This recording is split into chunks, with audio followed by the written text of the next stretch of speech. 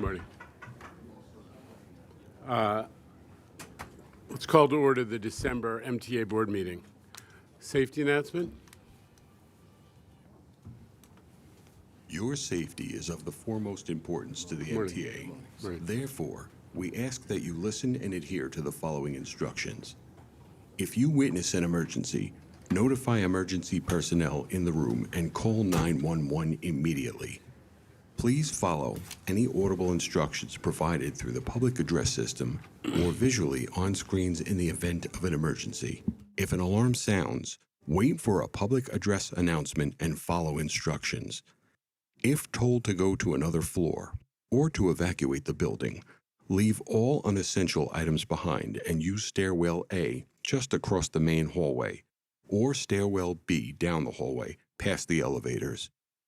If you have a mobility disability or cannot self-evacuate, please proceed to stairwell D or E for assistance by MTA staff or emergency personnel.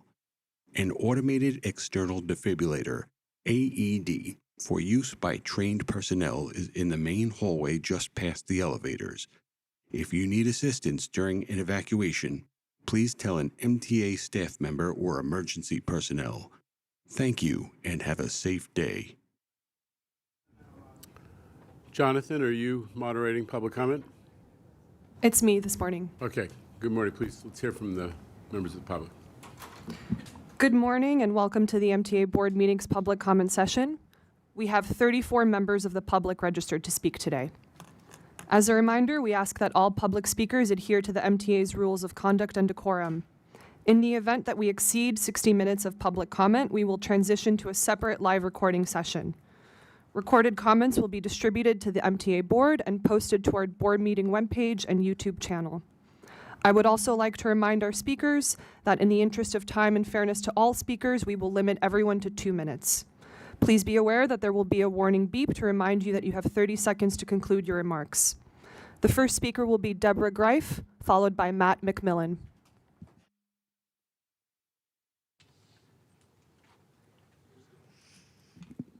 Good morning, everyone. I wish everyone happy holidays. You see, I made my hair red for Christmas. But I came, something I'm really happy about, but I'm also asked by my counterparts in the Bronx. We're the Bronx Developmental Disability Council, as well as the Bronx Family Support Advisory Council. The chair is Tina Vale from the advisory, and what's her name again? Joanne. Thank you, Joanne. Also, we are all in favor of the pen access. It will make life a lot easier for all of us. So we want you to know that you have support from the Bronx as well as Brooklyn. My advisory council is looking forward to that.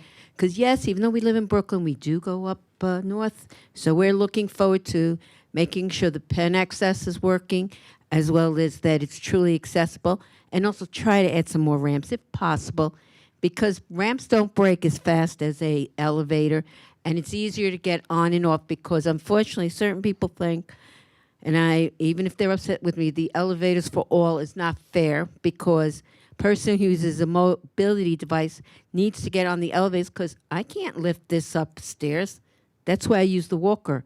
So that's why we keep asking also for ramps when it's possible. Again, I wish everybody a happy and healthy holidays. Thank you. Thank you. Our next speaker is Matt McMillan, followed by Jack Nierenberg.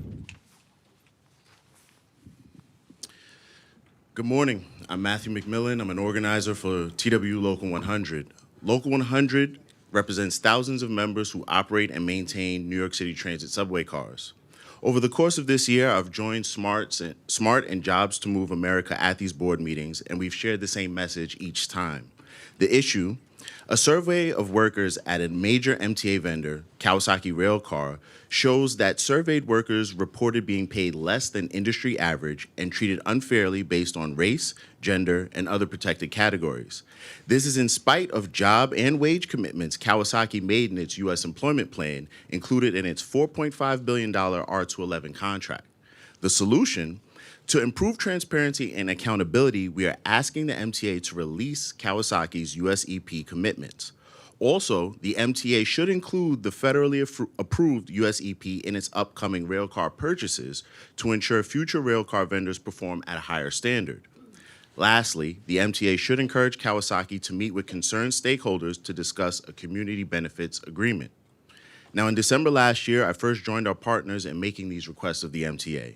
In July of this year, the president of Local 100 and other city and state labor leaders sent a letter to the board with the same message. In September, our president and members rallied outside and testified in front of the board about the experiences of Kawasaki workers described in JMA's report, co-authored with Cornell University. And last month, I attended the board meeting with the same partners to express our disappointment that the MTA awarded a $1.5 billion non-competitive subway contract to Kawasaki. We don't want to have to keep coming back here next year, so we do call on you again to meet with us and concerned stakeholders to discuss these requests. Thank you for your time. The next speaker is Jack Nierenberg, followed by Joseph Morales. Good morning, everyone. I'm Jack Nierenberg, Vice President of Passengers United. We are now just about 6 months in to the Queens Bus Network redesign, and we're already seeing major service gaps, particularly on the Q82 and many other bus routes in many of the outlying areas where we're only seeing maybe 3 or 4 buses on the route, and they're all going in the same direction. So these service needs to be adjusted accordingly on many of these routes. Secondly, and I know this is a DOT issue, but I want to bring this to your attention, on Queens Boulevard, there's a bike lane that's being implemented on Queens Boulevard, and they've been installing these islands for the bus stops, and already we've been seeing senior citizens tripping and actually being hit by bicyclists on trying to cross over to the bus stops because there are no signals to get from the sidewalk to the island where the bus stop is. Again, that's a DOT issue, but I wanted to bring that up to you. And lastly, for the last 3 months, I've been working on an initiative to collect the bus stop accessibility data, given the multitude of bus stops that were removed in the Queens Bus Network redesign, to do the work that the planning team didn't do and actually conduct existing condition studies of each of the stops that were eliminated. We now have hundreds of stops assessed under my supervision, and we're going to be analyzing these to determine stops to be restored with the greatest needs. So you're all going to be receiving a report very shortly on that. Just wanted to bring that to your attention. Thank you very much. The next speaker is Joseph Morales, followed by Todd Napolitano.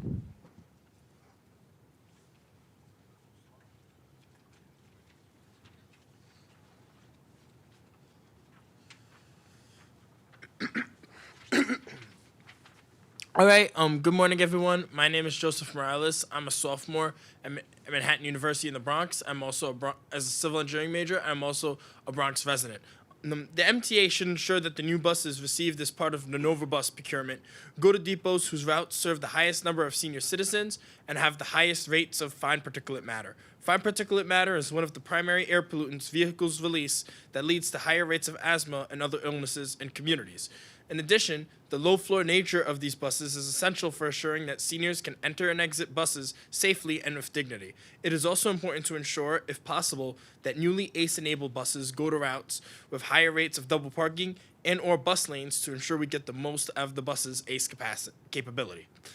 Also, when creating final budgets for bridges and tunnels, we should include estimated toll revenues that will occur from toll increases. Since toll evasion is relatively low compared to, New York City Transit, and facility use also does not fluctuate as often as subway and bus ridership does, having a clear sense of how much money we have will help us to make better plans for the operations of bridges and tunnel facilities and proactively decide how surplus revenues could support New York City Transit. However, the MTA should have contingencies in place for how much casino revenue they will receive if plans for the 3 new casinos in New York City get delayed or canceled. This is particularly important given the organized and intense community opposition to the Bally's Bronx and Metropolitan Park casinos. Thank you for your time. The next speaker is Todd Napolitano, followed by Jason Anthony. Good morning.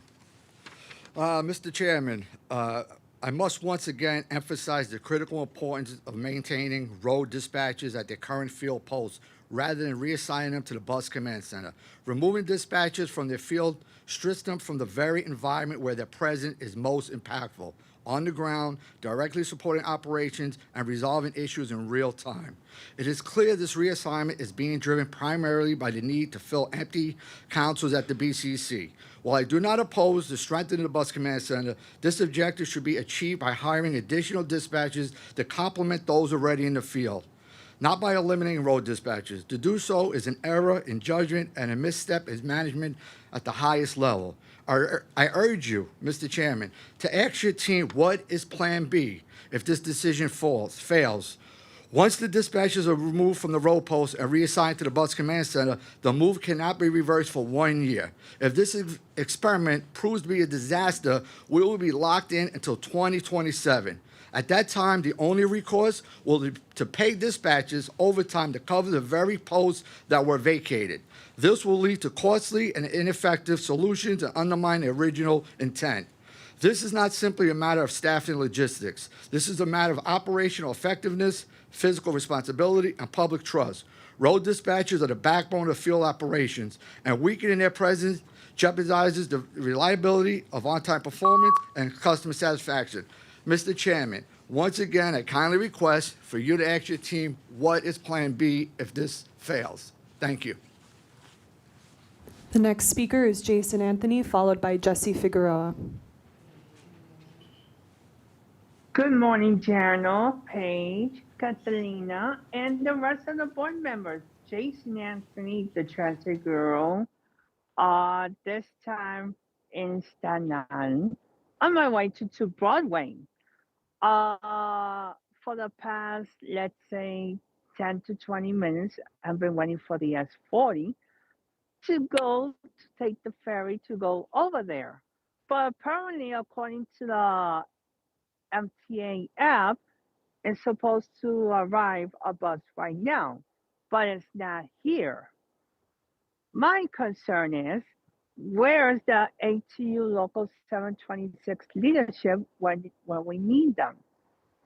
Why is it that every time the Amazon employees like myself are stranded, and especially when days like this are very cold, and especially when let's say when the retro car days are over and the Omni is literally being rolled out, where she variation rates going through the roof.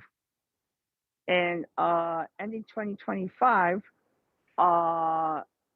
let's do some fact checking for some folks. Regarding the Kawasaki, let's say, fiasco, why not investigate what's been going on with Bovard Gear? And why hasn't the National Transportation Safety Board brought in regarding the 2 latest incidents? Because this is a safety hazard. So that's all I have to say for this month. I'll see you guys in a little bit. The next speaker is Jesse Figueroa, followed by Lauren Shandoval. Good morning, everybody. Jesse Figueroa here, accessibility, transportation advocate, and U.S. Army veteran, speaking on behalf of my veteran services organizations and everybody. As we enter the holiday season, I extend warm wishes of peace and safety to all New Yorkers who depend on our transit system. The MTA is more than infrastructure. It is the bridge that connects families, workers, and communities across our state. I respectfully urge the MTA to continue prioritizing accessibility and reliability so that every rider, veterans, seniors, parents, and students alike can travel with dignity. Accessibility is inclusion, and inclusion reflects the true spirit of the season, ensuring no one is left behind. On behalf of the veterans community and our community at large, I thank you for your service to the public and wish you and your families a joyful holiday and hopeful New Year. Happy Hanukkah and happy Kwanzaa. The next speaker is Lauren Shandovel, followed by Jean Ryan. Good morning. My name is Lauren Shandovel. I'm a senior researcher at Jobs to Move America, a nonprofit that works to ensure public dollars are spent creating good jobs and strengthening local economies. At the board meeting last month, I testified again about poor working conditions at Kawasaki facilities in New York and Nebraska, where MTA subway cars are manufactured. Over the past year, my organization conducted a survey of 180 Kawasaki workers who described a culture marked by poor management, disrespect, lack of transparency, and an overall emphasis on production speed over employee well-being. These workers noted faulty equipment, heat and poor ventilation, and operating machinery without up-to-date certification. One worker reported climbing onto the roof of a rail car that was suspended 20 feet in the air without a harness at the request of his supervisors. Another worker we interviewed lost part of her finger when a railcar window fell on her hand. The first thing she asked when she was taken to the first aid room was, "Am I going to lose my job?" And she was only sent to the hospital after a paramedic insisted it was necessary. Yet another worker with injuries to his knee, ankle, feet, and back had to work without his cane for a year and a half because he was allegedly told it impeded productivity requirements. He was also scolded for taking too much time in the bathroom. Mind you, he had difficulty walking, for leaving his station to grab water on a 100-degree day, and for sitting down at his station. To address these issues with your vendor, we're asking the MTA to encourage Kawasaki to negotiate a community benefits agreement with local groups in New York and Nebraska who demand dignified local jobs with family-sustaining wages. Moreover, to ensure future vendors treat their workers fairly, we ask that you include the U.S. employment plan in your upcoming railcar purchases. Thank you for your time. The next speaker is Jean Ryan, followed by Phil Valenti.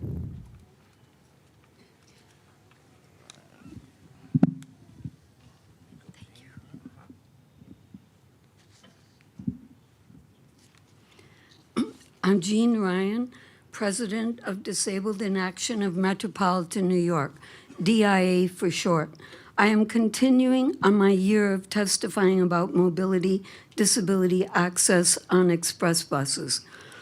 Express buses go from the outer boroughs to Manhattan and back again. Because drivers often do not know how to move the seats or use the lift, it does not pay for me to take the bus into Manhattan. I will miss what I am going to Manhattan for because it takes so long or the drivers tell me to take the next bus. If I do try to get on, some of the passengers are hostile and mad and tell me I should take Access Ride or a cab. Instead of thinking that the drivers should be trained better, they blame me. If a driver knows what to do and the seats will move and the lift works, it only takes 5 minutes from start to finish for me to get on the bus. That's not a big deal. It can take longer than that for a group of people to walk into the bus. Drivers need more training. Buses should be maintained better. Instruction stickers should be on every bus, not just some. Lastly, fill-in drivers cause the most inaccessibility because they are untrained or poorly trained. It's up to the MTA to figure out how to solve these problems so wheelchair users and other people with mobility disabilities can get a ride just like everyone else. I really think that getting a low-floor ramp express bus would solve many of the problems. Equal access, not sometime access, is the law. And I just want to quickly mention that there are evacuation chairs up here, or maybe one chair, I don't know. But are people trained who are up here to use the evacuation chairs in an emergency? Because I would like Please to know conclude your that. remarks. Thank you. The next speaker is Phil Valenti, followed by Chris Greif. Philip Valenti, President of TWU Local 106, Transit Supervised Organization. Mr. Lieber, you have a crisis in the Department of Buses. I don't know if you know it. The bus radio system right now is down and out of service. It went down on Friday for an hour, then 4 hours, went down on Monday, was down for 44 hours. The bus radio system is down, the GPS system is down. It's an absolute disaster. At the same time, I got the Department of Buses telling me they're going to take 26 dispatchers off the street come January and put more of them in the bus command center, which will only overwhelm the system even more. I've been telling the Department of Buses for over a year now, there's a problem at the bus command center. The radio system is not operating properly. Now, I mean, the timing couldn't be any crazier than this. I'm going to arbitration at 11 o'clock this morning, fighting these changes they're trying to make. I'm fighting it based on my belief and what I know. The changes the Transit Authority intends to make is dangerous to the public and dangerous to the bus operators. And I'm asking you, Mr. Chairman, to intervene. The people in the Department of Buses, whoever else, they don't want to hear it. They think I'm full of it.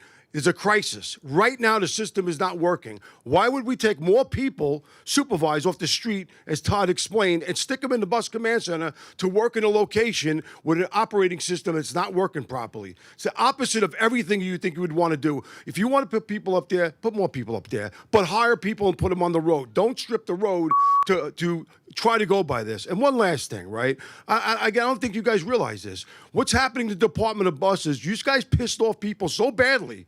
We've created the MTA Coalition from the UTLO, Local 100, Local 106, you got the Triple SA, all the ATUs. We formed a coalition. Please conclude because your we're all remarks. pissed off about how we're being treated, Department of Buses. And 2026 is going to come to a head. I'm telling you right now.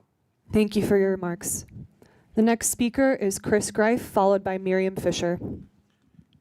Good morning, everyone. I'm Christopher D. Greif. Happy holidays to all.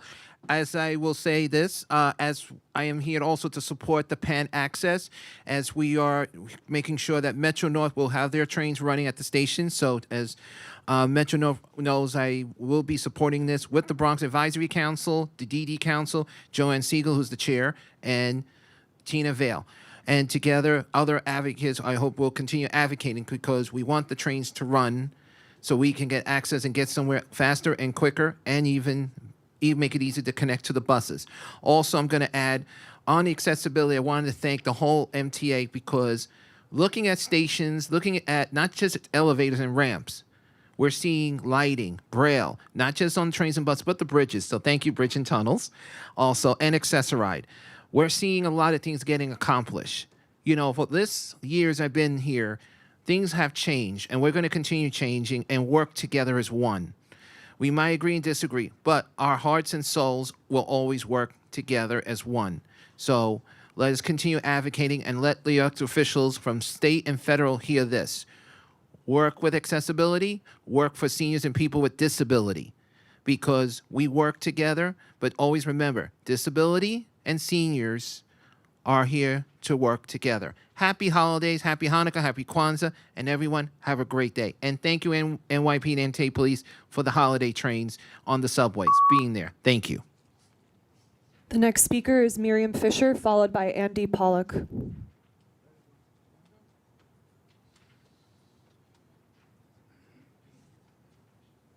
Can you hear me?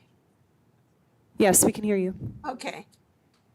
Good morning. The first thing is something that just happened to me. I lost my Omni card. I have to go in person to pick up a new one. It's very difficult. There are not that many service centers. They're scattered all over, and all the information is in the computer. Why can't they just send me a new one? They have all of the information. That makes it very hard.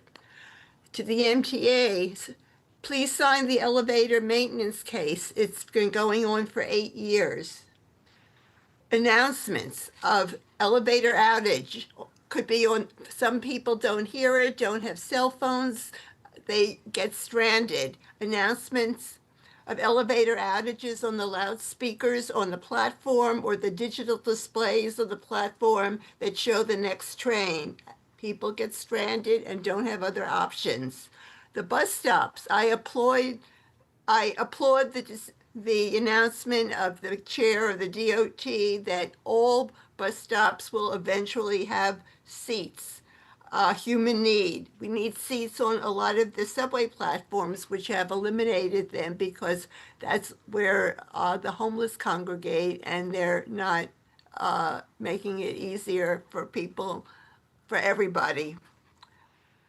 We also, regarding the bus stops, need shelters from the weather, from the snow, the rain, and seniors, pregnant women, not just all need shelters and seats, not just lonely poles that say bus stop here.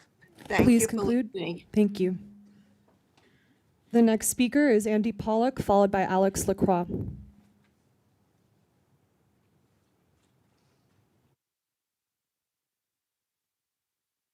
Good morning, Mr. Chairman, members of the board. This is Andy Pollock speaking for Passengers United. So a couple things we're going to discuss before the end of 2025.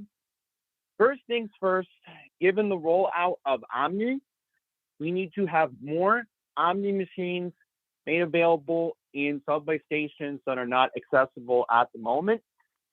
That's going to be a priority once we fully transition to Omni beginning 2 weeks from tomorrow.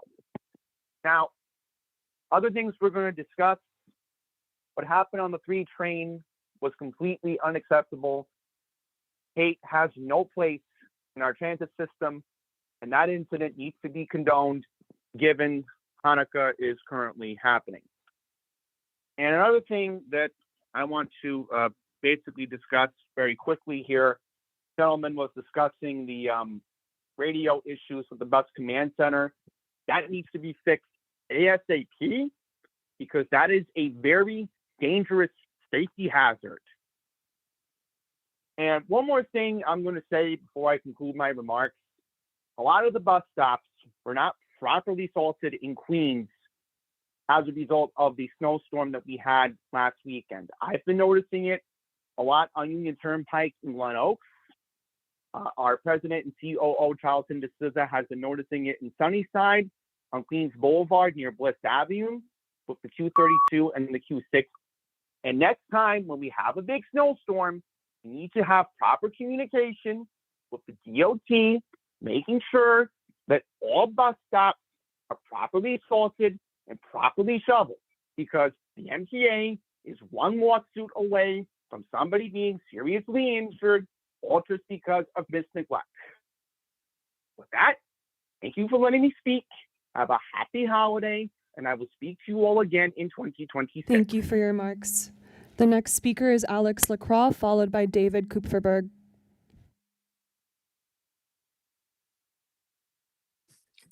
Hi, everybody. My name is Alex Lacroix. I'm a resident of New York City since 2010.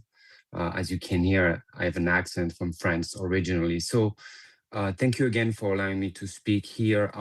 I just wanted to follow up on what the person just mentioned about safety. Yesterday, I took the L train and wanted to connect to the NQRW, and somebody was struck by the train where there was a police and we couldn't take the Uptown subway. I've been telling a lot of people at the MTA to install platform doors. It's on the main, I feel it's dangerous when I walk personally on that platform, the NQRW. It's so narrow that I feel like simple things like platform doors, like every other subway system has, will be, great for the system. I also think we should have more automation here in New York City. I've been to Paris subway, Tokyo subway, Seoul subway, and many other subways in the world, and they have automation. I take the L train every day, and that train is getting more and more packed, and we don't have enough train. And I know that the governor has a bill to sign by the end of the year to make it a one, driver per train. And I would hope she would do that so we can have, automation. I hope the MTA will keep installing the CBTC so we can have more trains. And also to make, to have more escalators in our stations. I don't think the elevators they're good, but I don't think they're fast enough. So I would love that. And lastly, I don't even know if that's in the works, but we don't have direct trains to JFK, LaGuardia, and any other major airports. And I just can't understand that. So hope we can also do that. Thank you so much. Thank you. The next speaker is David Kupferberg, followed by Mo Yane Tom. Good morning. My name is David Kupferberg, member Passengers United. I noticed that there are fewer Omni machines in the stations compared to the amount of MetroCard vending machines that were installed. For example, at the 33rd Street Rawson Street station, there were two MVMs. Now there is only one Omni machine. At the same for Court Square's entrance at the northeast corner of 44th Drive and 23rd Street. But if that one machine needs maintenance, people are out of luck until the situation is rectified. At the 42nd Street Port Authority bus terminal station for the AC and E trains, the fare control area at the southwest corner of 8th Avenue and 42nd Street had 3 standard MVMs and 2 small MVMs.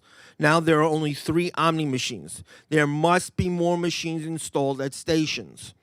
Also at the Omni machines, there is a $2 fee to buy an Omni card. This is an injustice because of how Omni is being forced onto the riding public. The fee should be waived until at least March 2026 to allow a smoother transition. And an Omni machine is not planned to be installed in Nassau County. I blame the MTA and Nassau County equally for this injustice. There should be 2 Omni machines at the Hempstead Transit Center and 1 each at the Mineola Transit Center, Roosevelt Field Mall, and the Freeport Long Island Railroad Station. There should also be 2 Omni machines installed in Westchester County at the White Plains Transit Center. Besides, I also noticed that there are fewer LIRR ticket machines at Penn Station. It seems that the MTA may not be able to handle the influx of people using the ticket machines due to the change in fare policy. These are concerns that must be rectified for the people's sake. Thank you. The next speaker is Mo-Yane Tom, followed by Jason Bussault. Good morning, board members. I'm Mo-Yane Tom, the New York Policy Manager at Jobs to Move America. We work to ensure our public money creates family-sustaining jobs. For the past year, JMA has worked with labor unions, SMART, and TWU, and other advocacy groups, asking the MTA to engage with us on 2 requests. 1, to include the U.S. employment plan in its upcoming railcar purchases, and 2, encourage Kawasaki Railcar to engage with concerned stakeholders to negotiate a community benefits agreement. I have to admit, much of what I will say next will sound familiar from previous meetings. But recently, JMA co-authored a report with Cornell University that has shown concerning working conditions at Kawasaki, a company that MTA has a $4 billion subway contract with. This is the same contract that has the U.S. employment plan in it, a federally approved procurement tool that encourages bidders to be high road manufacturers. MTA has refused to publicly disclose parts of this contract, claiming that the wages and benefits of workers building their subway cars are proprietary information. By hiding this information, the MTA is keeping the public in the dark on whether or not Kawasaki is fulfilling its commitments. LA Metro and Chicago Transit Authority have used the USEP and determined that the information can be disclosed. For example, the CTA released Novabus' best and final offer for a contract that they have with them. In the company's USEP worksheet, they plan for the project to have 118 assemblers as full-time employees, paid an hourly wage of $21, with monthly fringe benefits of $1,314. Today, the board is adopting the budget discussed last month. With its operating budget balanced, the MTA can now focus on ensuring its capital plan investments contribute to jobs that provide the wages, benefits, and training needed to meet the affordability concerns expressed by everyday New Yorkers. Thank you for your time. The next speaker is Jason Bussault, followed by Ian Matthews. Good morning. My name is Jason Bussault from SMART General Committee 2, representing workers at Metro North and Long Island Railroads. With the year ending soon, I want to emphasize the year-long effort SMART, TWU, Jobs Move America, and concerned stakeholders spent asking the MTA to, 1, encourage its railcar vendor, Kawasaki, to work with community and labor groups on a community benefits agreement, and 2, include the U.S. employment plan, a federal approved policy tool in its upcoming railcar purchases to strengthen transparency and accountability in the MTA's contracting process. In December last year, SMART members joined our partners in making these requests in front of the MTA board. One of our members shared his own experience of unsafe working conditions and union busting when he worked at Kawasaki's Yonkers factory. Another member applauded LA Metro for creating apprenticeship programs when it adopted the USEP for its rolling stock purchases. In July of this year, leaders from SMART proudly signed a letter to the MTA alongside state and local labor leaders repeating these requests. In September, SMART joined labor and community leaders at a press conference and at the board meeting to call attention to Kawasaki's concerning treatment of its U.S. railcar workers. Finally, last month, SMART attended the board meeting with our partners to voice our disappointment after MTA awarded a $1.5 billion non-competitive subway contract to Kawasaki. We are glad that MTA included the USEP in its R211 subway contract, requiring Kawasaki to make certain job commitments and regularly report their progress.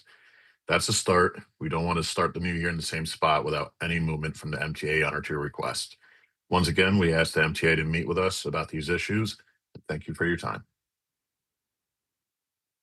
The next speaker is Ian Matthews, followed by Alexander Kemp.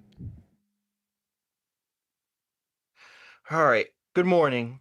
I wasn't really planning on speaking at today's board meeting, but what I witnessed this morning was completely unacceptable. So the E-train's supposed to run local in Queens overnight. Well, about that, the E-train I saw, which pulled into 7th Avenue at 5:56 a.m., was signed as going express. That was wrong. It was car 9812. I reported it. No one believed me. Really. That's disturbing. You guys should make sure all E-trains that leave World Trade between 9:30 p.m. and 5:30 a.m. are signed as local, because it's not the first time I've seen this. This happened last month, too. Also, we had another surfing incident on the B line last week. And what's more disturbing is they're surfing on top of the new B trains. That should be looked into as well. Also, I really hope soon you're going to open up the entrance at the Bedford Park Boulevard B&D station because it's still closed. You said it was going to be open last night. That didn't happen. Because now the other entrance, the Grand Concourse into a third entrance, is whenever that emergency gate opens, 10 or 20 people will go right in without paying. So that should be, so I hope that entrance can be open. And lastly, I think the Botanical Garden station's looking great. So that's the only good thing I have to say. Otherwise, that's all I have to say. Happy holidays. The next speaker is Alexander Kemp, followed by Oliver Chesler.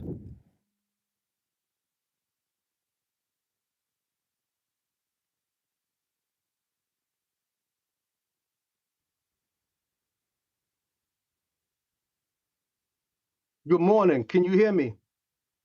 We can hear you. So this morning, there are bus operators operating buses and passenger service without access to working radios.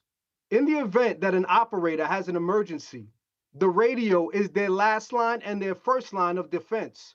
We have had operators who, in an emergent situation, have been assaulted, attempted to be assaulted, physically assaulted, sexually assaulted, verbally assaulted, and in the midst of that instance, they attempted to use the radio to get the proper protection that transit mandates in that moment, that at the second you have an emergency, you press this radio and help is on the way. But what happens when you press the button and help is not on the way? You know what transit solution is? Pick up your cell phone and call us on a landline. Find a payphone that doesn't exist since 1997 and call us on the phone. Oh, but we forgot. By the way, you're not allowed to have a phone on your person, because if we see your phone in your pocket, we're taking you out of service and demoting you. So the solution that transit has is, oh, we don't have one, but if you attempt to use the solution we provide to you, you could potentially be fired. So our suggestion and our reflection on your inability to protect us is any bus that does not have an adequate working radio, in our opinion, is an unsafe bus. That is a bus that should not be in service because you cannot protect the general public and your workforce in the event that there is an emergency. They do not have the ability to contact law enforcement or anyone otherwise. And by taking dispatches off of posts and putting them in command sets with a broken radio system, that used to be our last line of defense if the radio didn't work. That we could pull up to a corner and know there'd be a white shirt there to help us. Thank you for your remarks. Emergency. Thank you. The next speaker is Oliver Chesler, followed by Anna Humphrey.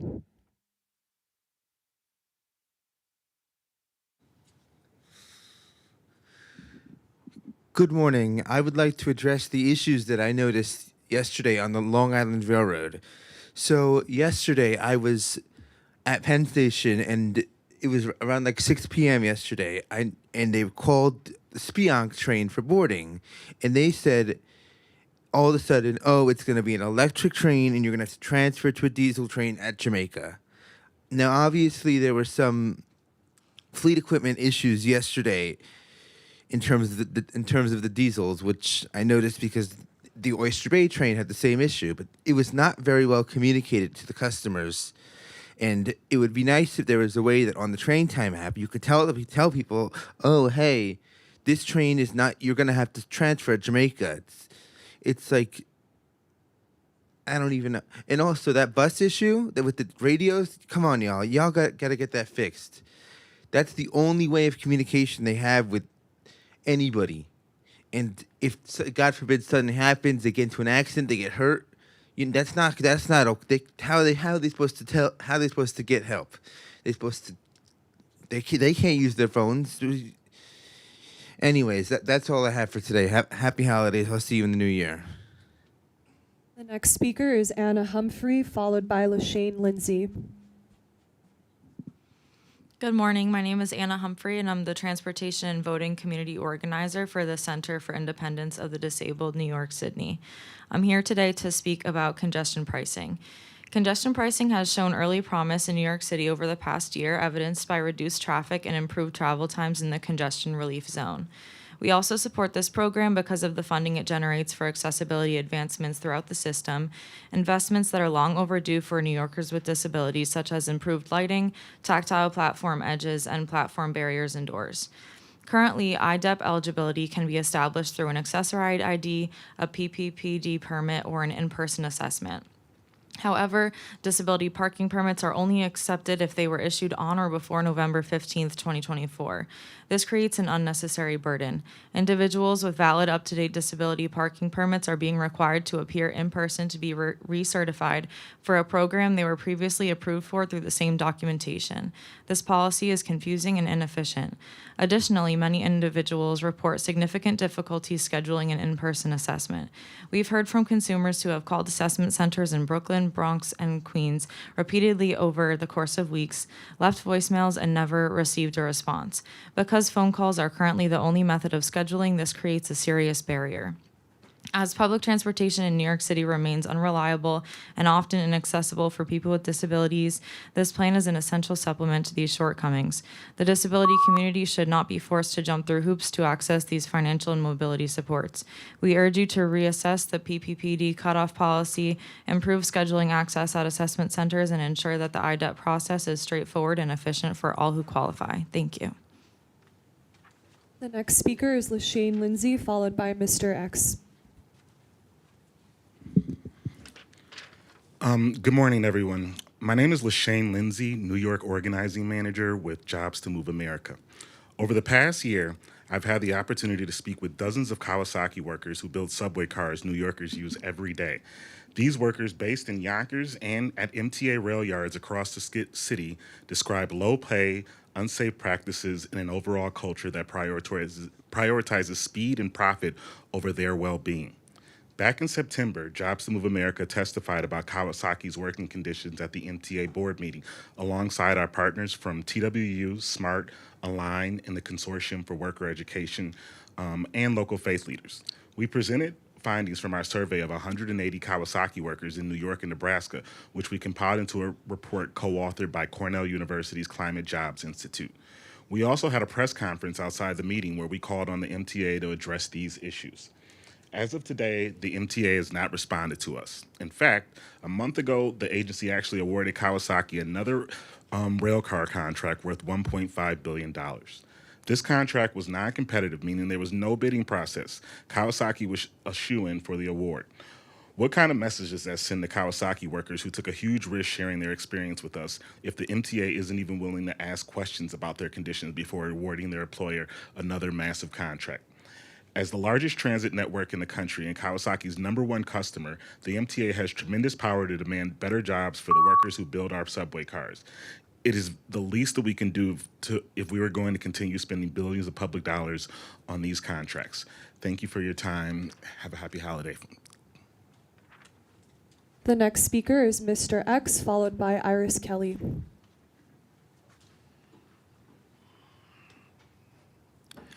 To the Metro Railroad president, On 11/18, I sent you an email letter, and so far, I haven't received a response. What's the holdup? What's the delay? What's the problem? I gave you my contact information.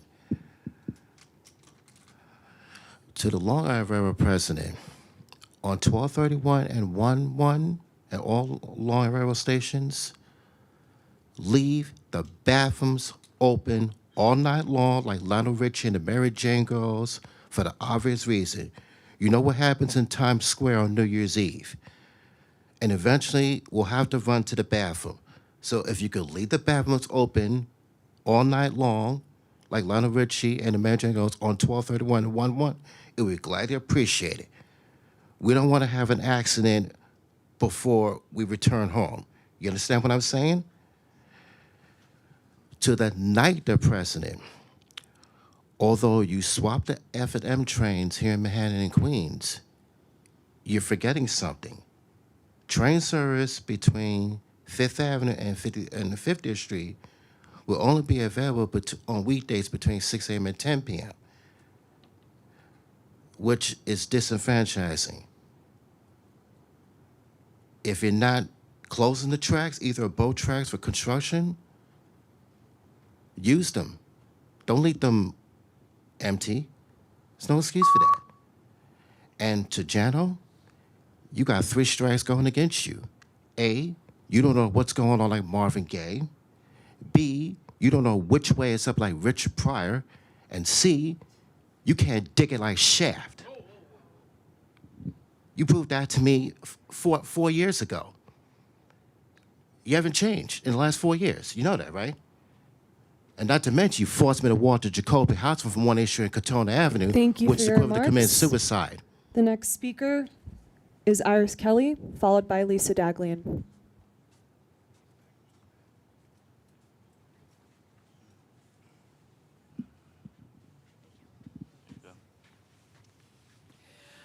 Yes, for Long Island Railroad, they need to have better connections for Brooklyn and Long Island.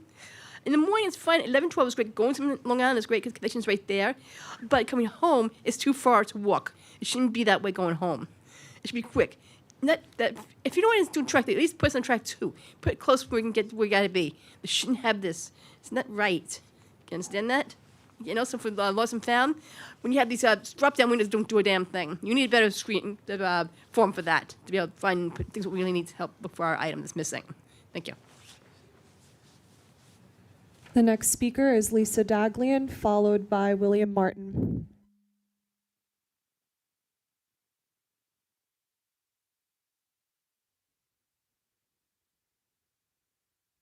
Good morning. I'm Lisa Daglian, Executive Director of the Permanent Citizens Advisory Committee to the MTA PCAC.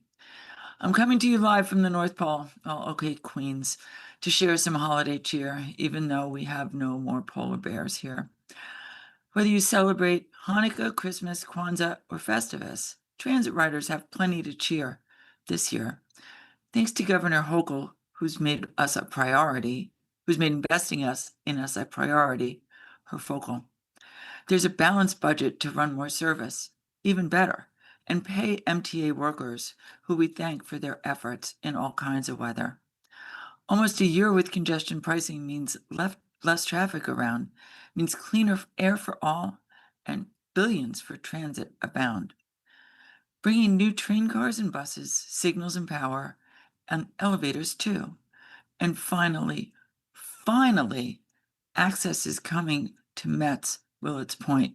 Woohoo! We're not out of the woods yet, thanks to the Grinches in DC, but the laws are on our side and the cameras are staying on. They'll see. Next year holds new challenges, some old, some uncommon. We'll all learn to tap as we stroll through new gates, along with new fares and some discounts we hope you'll share. Increasing eligibility for fair fares is in sight, with a mayor and council who plainly know that it's right. Equitable access to affordable transit isn't a dream. It's what we seek daily, this PCAC team. We know you do too at the MTA. We look forward to another year of working together on behalf of the millions who ride every day. As we travel and spread holiday wishes, we must thank the workers, nearly 70,000 strong, who move the region and riders along. Before we depart with a swipe, tap, or activation, pre-boarding, sending best wishes from all at PCAC. Please conclude your Great remarks. holidays and an even better 2026. The next speaker is William Martin, followed by Mike Hillman.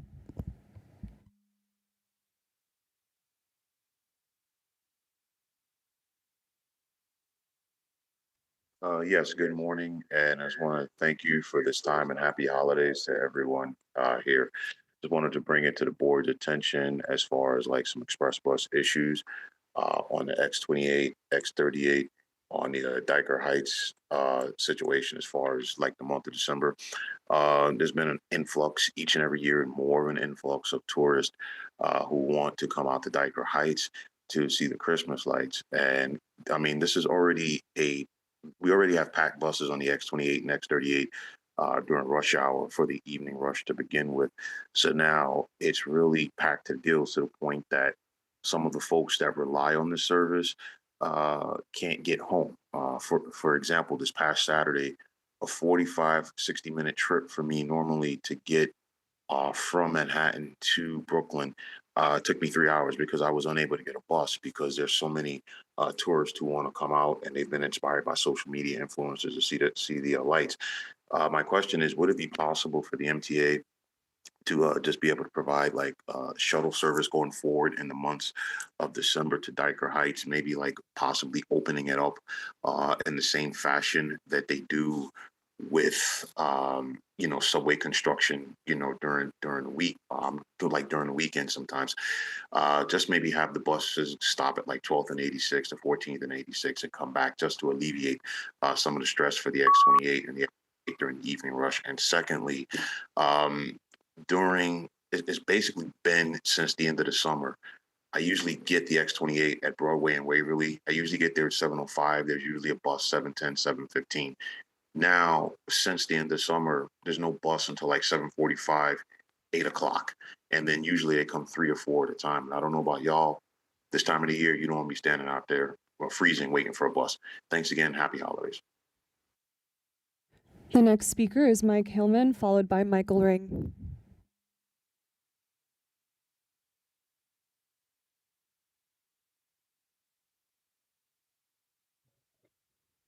Good morning, Mr. Chairman and esteemed members of the MTA Board. On behalf of Wytronics LLC, I, Michael Heilman, Executive Vice President and COO, would like to express my gratitude for the opportunity to speak today.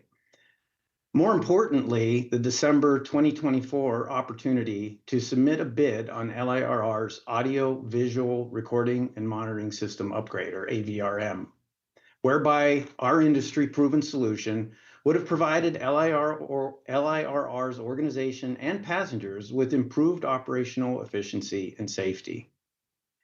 Earlier this year, the request for authorization to award the LIRR AVRM upgrade project was recommended by LIRR's procurement on June 16th, and subsequently approved by the MTA Board on June 25th, leading to a contract being awarded to Gatekeeper Systems USA, Inc.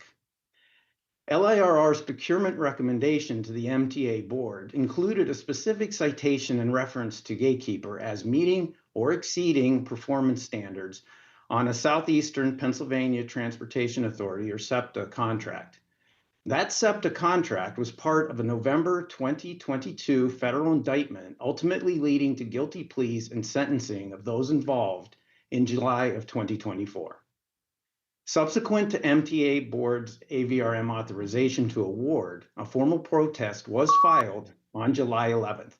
After numerous follow-ups over the past few months, the protest is yet to receive a formal response.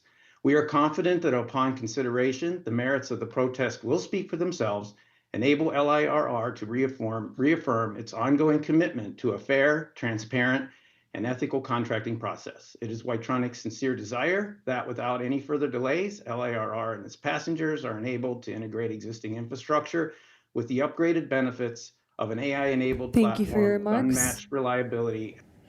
The next speaker is Michael Ring, followed by John Padula. Hiya, my name is Michael Ring. If anyone needs a verbal description of my appearance, I'm a 62-year-old white guy wearing a hoodie. I have eyeglasses. My hand doesn't work too well. It's kind of limp. And I'm wearing ankle-foot orthotics, which you can't see because there's a wall between you guys and me. But I wanted to talk today about a very small part of Accessoride called taxi reimbursement authorization. It's a very good program because sometimes your ride home at the end of the day, your day can be going sideways, and you don't really know when you need to be picked up a day in advance, and you can request to arrange your own transportation and then get paid back. Or if you're headed to someplace like an airport and you don't have any flexibility as to when you're going to get there, you can arrange your own transportation and take an Uber or a yellow cab, and you get reimbursed. This system works very well for the people who choose to use it, and usually you have to mail in your receipt. There's a paper form you can fill out. Over the past few years, there's an online PDF you can type in, and you get a check in the mail about a month later, about the same time your credit card bill would come due. Lately, it's been taking almost 4 months to get paid back. I'm sure everyone in this room, has an expense account, and you get paid back for things you have to do as part of your job. If you had to wait 4 months, you would think twice about having a business lunch or paying for your own transportation. Especially people with disabilities have financial issues. We're borrowing money to travel. We have to extend money on our credit cards. It's just not fair. We're told the system is getting improved. It needs to be staffed up. This has been going on for a while, and it's getting worse and worse every week. I was just dealing with reimbursements from August, and now it's, towards the end of December. I hope this can get fixed. Thank you for your remarks. Thank you. Our next and final speaker will be John Padula. Gotcha.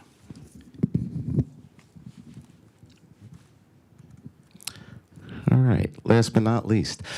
Good morning, folks. My name is John Padula. I'm a supervisor with Educational Vision Services. I've also been a longtime member of the Advisory Committee for Transit Accessibility. So, Jano, to your point last month, this agency shouldn't be penalized for running improved paratransit service. And I don't know if anybody noticed Christopher Alvarez's piece in Able News yesterday, but he had an interview with the mayor, and I'm glad to hear that the incoming mayor is saying that that should be celebrated, the fact that more people are using paratransit, and it needs to be dependable, and we should celebrate that people are moving about and living their best lives, right? So to that point, dependability is one thing, but flexibility and spontaneity is another. And I realize it's an extra step, and all this costs money. I hope that our incoming mayor and this municipality will put their money where their mouth is and help us figure out the funding and deal with all those issues that we all know are looming. In terms of flexibility and spontaneity, the two best ways to do that are through taxi authorizations like Michael Ring was talking about, and through on-demand. And those are things that we can talk about in the new year and figure out that funding. I quickly want to say that, as a longtime member of ACTA, my term is expiring, and I just want to thank everyone involved from the beginning, Alex, Rachel, the original folks from SWA, Mira, Sarah. ACTA gave me my entree to advocacy, and if it wasn't for that time with those people, and I've learned so much from everybody, I wouldn't be here right now talking to you guys. So I think important relationships were built, and I hope that keeps happening. And I just want to say Merry Christmas if you celebrate, Happy Hanukkah, whatever it is. Have a great holiday season, and we'll see you in the new year. Go Bills. Chair Lieber, we have reached the allotted time for this public comment session. At this time, we ask the remaining registered speakers to stand by as we transition to a separate live recording session. If you are a remote public speaker participating on Zoom, please stand by and wait for further instructions from the moderator. Public speakers in the room, please join us in conference room 4. Thank you for your cooperation. Thank you, and thank you to the public speakers who have joined us this morning. General Counsel Paige Grage, do we have a quorum? Yes, we have a quorum. Okay, thank you. So before we begin the presentations today, we're going to convene an executive session on labor matters. May I have a motion to convene such a session under Public Officers Law? Thank you, Mr. Herbst. Thank you for a second, Mr. Fleischer. We are in executive session. Back in a bit.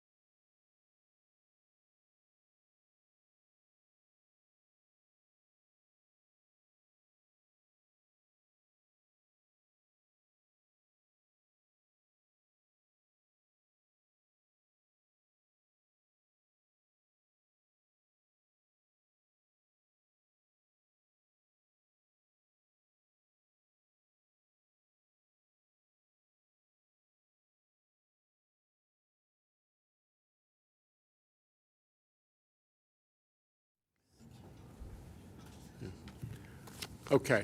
I can report that while in executive session, the board considered and voted affirmatively on several labor agreements, and we're now back in regular session. So thank you, everybody, for joining us for this month's meeting, our last of the year. Very happy holidays, especially to our extended family of advocates and folks who come to these meetings regularly. We got a lot of ground to cover, so my holiday gift to all of you is a shorter than usual spiel from me. In a few minutes, you're going to hear from John Kaufman, who is the Chief of Strategic Initiatives, which is our in-house consulting operation. And they have prepared a year-end roundup on the data, relevant data for this year. His team has been crunching numbers on ridership, service, efficiencies, and many other things, and he'll explain what they mean for us as an agency, as a transit system. Spoiler alert, it's good news for many reasons, and there are a few that I just want to highlight quickly. Good news item number one, the MTA is in solid, very solid financial condition. As Jay explained on Monday, we have a balanced budget for the third year running, and the out-year deficits, which is always the challenge, have been shrunk to half of 1% or less, which is pretty remarkable considering recent MTA history. Even before the pandemic, the MTA generally had a tough time getting the numbers in a five-year plan to get even close. Jose Martinez did a really good piece on where we are in the city magazine recently, and explained how we got to where we are financially and why we're in a much better condition than virtually all of our U.S. transit peers. And the answer is thank you, Governor Hochul. Good news item number two, congestion pricing. Today you're going to vote on a procurement that is representative of the program's impact, the Fulton CBTC project. This is being paid for by congestion pricing, and it's going to mean enormous improvement in reliability and the volume of service for folks who ride the A and the C trains in Brooklyn and Queens. We've been hearing a lot about the different benefits of congestion pricing as year one wraps up. Cornell University put out a great study about how congestion pricing has delivered improvements in air quality, not just inside the CBD, but throughout the city and even region-wide. And of course, we know the vehicle entries are down by 20 million, and there are huge benefits to travel speeds, especially for commuters who are headed into the CBD. And as I said, you're going to hear about some of the things that congestion pricing is paying for, those new signals on the A and C line from High Street all the way to Ozone Park, and also ADA package number 9, which is 5 additional ADA accessibility projects. Critical projects, both of these, that are going to make a huge difference for our riders. And finally, good news item number 3, which is safety. I don't mean to discount the importance of the way we have improved service and increased investment in transit. And we've done a lot of both of those this year.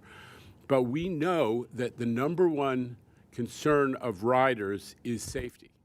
At the beginning of this year, we were receiving a lot of agita from the federal government about this issue, and we responded with just the facts, which are like this. Crime is down 5.5% this year on the subways, and over 14% compared to pre-COVID.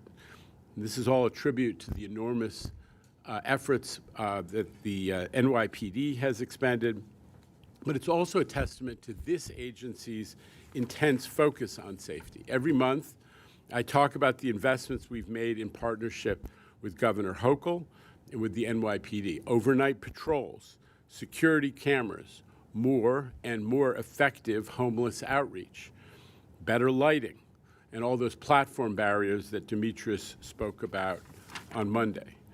Riders are seeing it, and it helps keep them coming back. Don't forget, we've broken subway ridership records twice in the last 2 weeks. Last Saturday was the busiest weekend day on the subways since 2019, and it was the same the new records for the weekends on both the commuter railroads.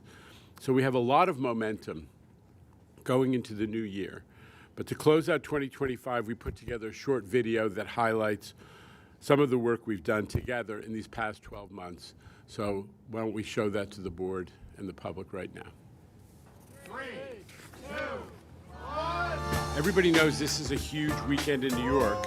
Congestion pricing goes live Saturday night, midnight, going into Sunday, as planned. A little bit after 5 o'clock, this is 42nd and 9th.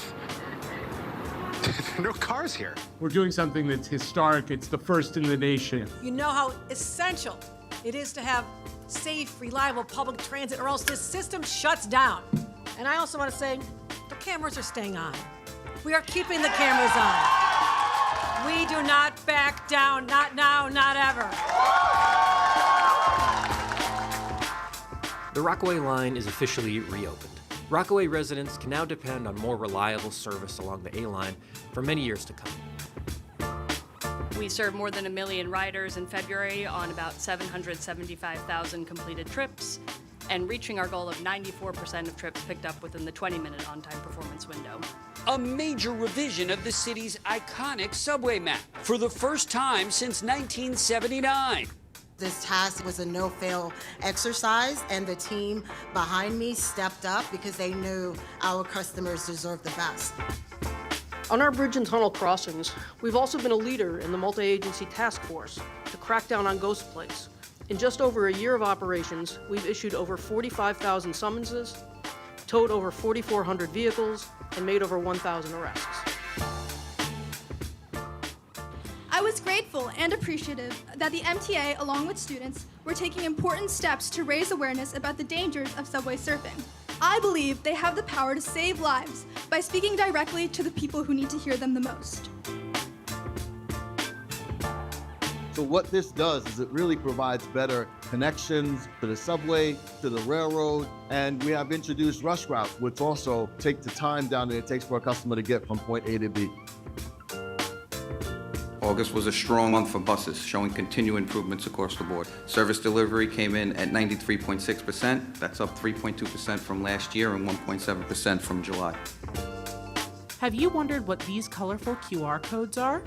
The NaviLens app provides audio information for riders who are blind or have low vision. NYPD data shows a 22.5% reduction in overall crime this August versus last August. We reached record levels of performance in August with 85.1% on-time performance. That was not only the best August in 10 years, it was only 1/10 of a point short of the modern day record. Always a joy to come out and celebrate our 1 billionth subway rider of the year. We're actually doing more with spending less, and that allowed the governor to get the legislature to sign off on that $68 billion capital program. It is mostly power, signals, and structure, but we're going to buy 1,500 subway cars and 500 rail cars and a ton of buses. The Second Avenue subway is moving forward aggressively, and we have done so many elevator and escalator replacements that we just hit a record on elevator availability. We had over 98% in the month of September, and it's partly due to our aggressive program of replacing old elevators. So tip of the hat to C&D and to Transit for getting it done. MTA really made a commitment to making so much work in the stations. It really changed people's lives. You have the best collection of public art in the world. It's this wonderful, generous gift to the city.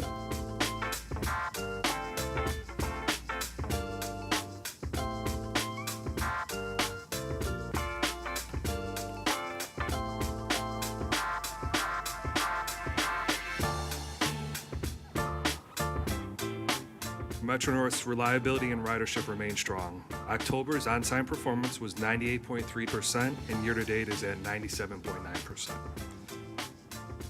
For the month of October, total on-time performance was 96.3%. Outside of COVID years, that's our best October in recorded history. And year-to-date, we're also at 96.3%. New and improved service is coming to the F&M trains in Manhattan and Queens. On weekdays, beginning December 8th, the F&M lines will swap stations between Long Island City and Midtown. We're also focused on the transition to tap and ride. We want to get the last few holdouts on board by the end of the year to make the transition. Hey, New York, it's Cardi B. Hey, New York, it's Cat's Eye. Yeah, we're the cast of Broadway's hit musical from Alicia Keys' Hell's Kitchen. Hey, New York, it's Ryan Chang. Hi, I'm Trey Anastasio from the band Fish. It's Oscar the Grouch from Sesame Street. Hey, it's Andy Cohen saying a fond farewell to the MetroCard and a sweet hello to the Tap and Ride.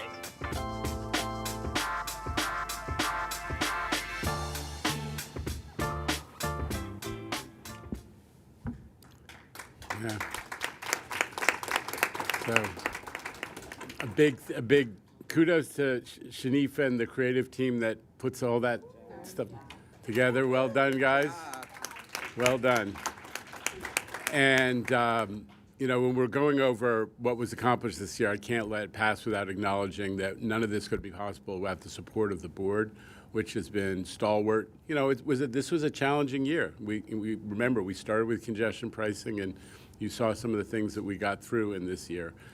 Capital program, safety, many issues. And this board has really been consistent in standing up for transit and for the MTA, and not just as fiduciaries, but as supporters of the staff throughout. So a big thank you to all of you. Okay, now the staff has got a clap for the board now. Okay, with that, I want to turn it over to John Kaufman. Where's John? John, okay, for a quick trip through the stats. John. This may not be as...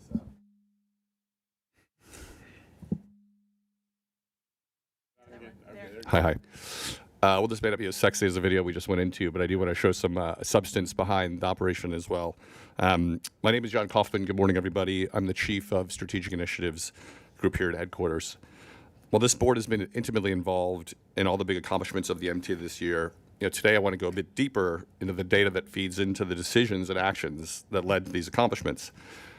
Well, I've been in public sector management for over 10 years. In my first career, I was a management consultant, and I also bring that training with me to my work here, using data analytics to help my fellow MTA leaders tackle the hard things, as the chair often says. My team and I focus daily on helping the MTA be more productive and feel strongly we have a responsibility that riders and taxpayers are getting their money's worth. I'm especially jazzed to show you more of the details of the good news at the MTA today. Let me outline first what I see as the 5 big wins of 2025. The board is familiar with all of these. You know, firstly, ridership is surging. Secondly, nearly all riders are now using tap and ride. Third, crime is at historic lows. Fourth, we had the largest ever capital program approved and have started that. And fifth, and certainly not least, congestion pricing is almost at its 1-year anniversary. I would argue that getting any 3 of these done in a year would be a substantial success, but this organization has gotten all 5 of these done. So let me take you into that data that'll give you even more confidence in this leadership team.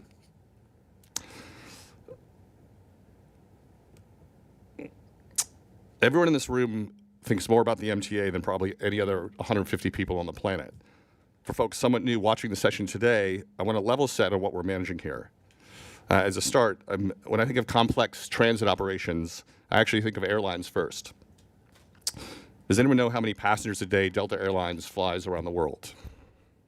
Anyone want to guess? Huge international network, 1,000 planes, 4,000 flights a day, 450,000 people. If you added United to that, it's another 400,000. American, another 400,000. These are big, huge operations. Southwest is actually the biggest carrier in the U.S., maybe less than 1.73 million airline passengers. The MTA every day, you know, 6.5 million passengers. You would appreciate the storytelling deal. This is 3x what the airlines carry every day. You know, this group of executives feel that responsibility in managing our own complex operation. You know, 5 modes, a construction arm, headquarters functions, And we aim to manage it with data just as deftly as these private sector transportation agencies do. So let's get into what we've done this year. This slide shows how ridership compares to 2019 across each of our properties. We look at this every week as managers, and this is for the last week, the second week in December, which actually included Sunday, which was that snow day, which did depress transit. But at a glance, you can see almost every mode is nearing the 100% line of 2019 traffic. On the far right, you see Access-a-Ride through the charts as a result of strong demand and improving reliability. Also on the right, Bridge and Tunnels is slightly above its crossings from 2019. The railroads in the middle are both closing in on 100%. Metro North with outstanding on-time performance, Long Island Railroad not far behind, and also opening Grand Central Madison in this period. Now, folks often talk about today's paid ridership as a percentage compared to pre-COVID, but for some modes, it's not an apples-to-apples comparison, where fare evasion levels have shifted. So in a period during COVID where fare collection had less enforcement on the buses, we've seen an increased amount of fare evasion. That's no secret despite our efforts. But here you can see in the chart that total ridership for buses, paid and unpaid, actually exceeds our 2019 levels. Right now, we're carrying more passengers than we did pre-2019. And if you look at it for subways, you can also see we're very close to the 100% line of ridership back to pre-COVID levels. Let me take you a little bit deeper into the data as to what's driving this growth. This chart shows you ridership by hour, comparing midweek days in October year on year. When you look at, while the lines may look right on top of each other, I assure you the 2025 line is actually higher at every single hour of the day than 2024. And overall, we're 5.5% higher subway growth year on year for this period in October. This is a sign of two things to us. One, overall, New York is back. Every hour of the day, people are choosing public transit. And people have to get somewhere beyond the office to see friends, visit the doctor. They're choosing to take the MTA. You can see on the right-hand side some other interesting trends. Not only is subways putting on more reliable service, the growth in evenings and overnight speaks to the increase in safety people are feeling, and I'll come back to that a little bit later. In terms of geographies, we're seeing more growth actually outside Manhattan. This chart shows segments of lines that are growing much faster than average. Now, there is one Manhattan segment that's growing quite quickly. You'll see that on the far left on the BMT. This handles most of the tourist traffic. They're, again, choosing discretionarily to ride the subway as a safe and reliable way to get around. I will note that Midtown and Uptown Manhattan are largely flat in Manhattan, and again, we're not seeing as much movement there as we're seeing helping folks in the boroughs. And here you see a lot of North Brooklyn on the chart between the J and the L and the G. We're seeing station growth at Bedford, Graham, Morgan, Manhattan Avenue, Marcy, Nostrand. These are all areas with enormous housing growth when you think of Williamsburg and Greenpoint and Bushwick. And they're also increasingly destinations for entertainment. And we're seeing that riders choosing the MTA to get to these places. I'll also note these lines are getting more reliable. Bill and his team with Demetrius have done an amazing job showing steady improvement on these focus areas. And we've also added off-peak service for many of these lines. In the case of the G, the new subway cars also help make it a more appealing option. But overall, a very, I think, a strong story of growth happening all over New York. Let me move on to the commuter railroads. I mentioned before, we're almost back to 2019 levels overall, but one thing that's a very amazing success story within that is the ridership return attributable to City Ticket. For those of you unfamiliar, City Ticket offers discounted flat fare commuter rail travel within the 5 boroughs. As an example, you can travel from Hollis to Penn Station for just $5 in the off-peak and $7 in the peak, and that takes 28 minutes on the Long Island Railroad versus over an hour if you're going to do a bus-subway combination. This product really helps hardworking folks shorten their commute from points in northern Brooklyn, eastern Queens, and the Bronx. Here you see the growth since we've broadened this product. Prior to 2022, City Ticket was offered just as a discount on the weekends. In February 22, with this board's support, we added off-peak during the weekdays, and it doubled sales. In August 2023, we then extended it to peak travel at a slightly higher rate. Again, we've nearly doubled sales. City Ticket now makes up nearly 11% of Long Island Railroad's revenue and a meaningful part of the railroad growth story. You can see on the right some of these stations that are continuing to buy it as more and more people find out about it and use it, see it as another option within the MTA portfolio to get where they want to get to faster. Let me move on to our second big accomplishment, Tap and Ride. As has been discussed many times on this board, these riders are coming back and we're saving them time and we're also making it easier for them to pay. with Tap and Ride. Folks now appreciate MetroCard is retiring at the end of the month. What they may not fully appreciate is how far we've come in the last 2 years of getting people comfortable with this. You know, in November 2023, as you can see here, we only had 44% of people tapping. Our commercial, customer, and technical teams have worked tirelessly together to systematically convert 6 different customer segments that actually have had to make this choice to Tap and Ride. Full fare customers, reduced fare customers, fair fare customers, pre-tax benefit users, students, people who purchase in retail. Each of those segments had their own hesitations not to switch. And one by one, we've tackled each of those issues to get to this point where 92% of people are tapping gratefully and easily in November. Importantly, in terms of value for customers, you can see here 300,000 customers are reaching the fare cap in a typical week. And I will say 7-day MetroCard, which has gotten perhaps more attention than needed, has reduced to 87% of sales, even though it's still on sale today, not for much longer. Most folks who did 7-day MetroCard have already figured out Tap and Ride is a better deal for them. Let me move on to crime. As the chair just said, it's down 5% year to date. And we know this is important to customers. We've been working with MTA PD and NYPD to do more about it and have been successful. You know, as the data guy here, I want to again level set on what the facts are regarding crime and make sure that there's no chance for misunderstanding how successful this has been. One thing I prefer to look at is actually crimes per million passengers, and that rate is what we're showing on this slide. And this is also in your regular committee books. This rate standardizes the crime amount against any given person's chance of it happening to them, which is what people often think about. And you can see in the transit system, this has gone steadily down since the COVID era, which was in many ways driven by fewer passengers on the route, fewer passengers riding. And this year we're going at 1.51 crimes per million riders, nearly what 2019 was. In absolute terms, we hear about violent crimes in the newspaper and from social media. Everyone around the table agrees these are heinous, and one crime in the system is one crime too many. But in any given day, with 4.5 million subway riders a day, there were fewer than 6 major crimes happening across the 472 stations. 6 crimes across 472 stations. I think this is much lower than what people perceive is happening out there in a subway each day. The universe of assaults, misdemeanor and felony assaults, which is also something that we've been watching closely, are also down 5% year to date. Lastly, I would say it's important to remember that within this rate, half of these crimes are grand larceny. This is theft of property without force. Someone getting pickpocketed or stealing an unattended laptop quietly is grand larceny, and that's half of this crime rate.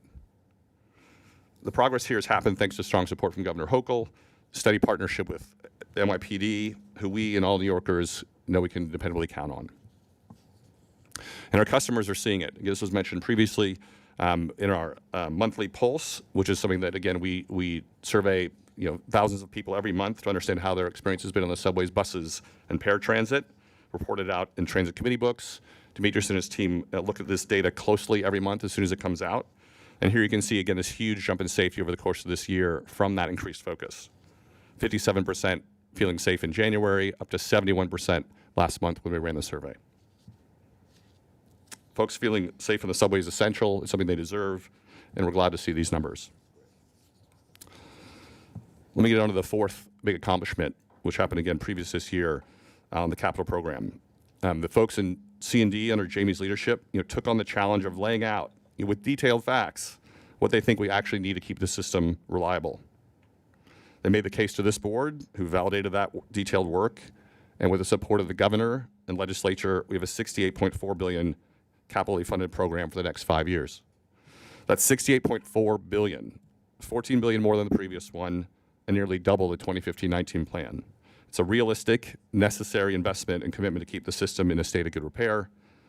As you remember, it will also pay for some of those things on the right: 2,000 rail cars, rehabilitating subway and commuter railroad stations, new fare gates in 150 stations going in this month, starting to go in this month, and modern signals along at least 75 miles.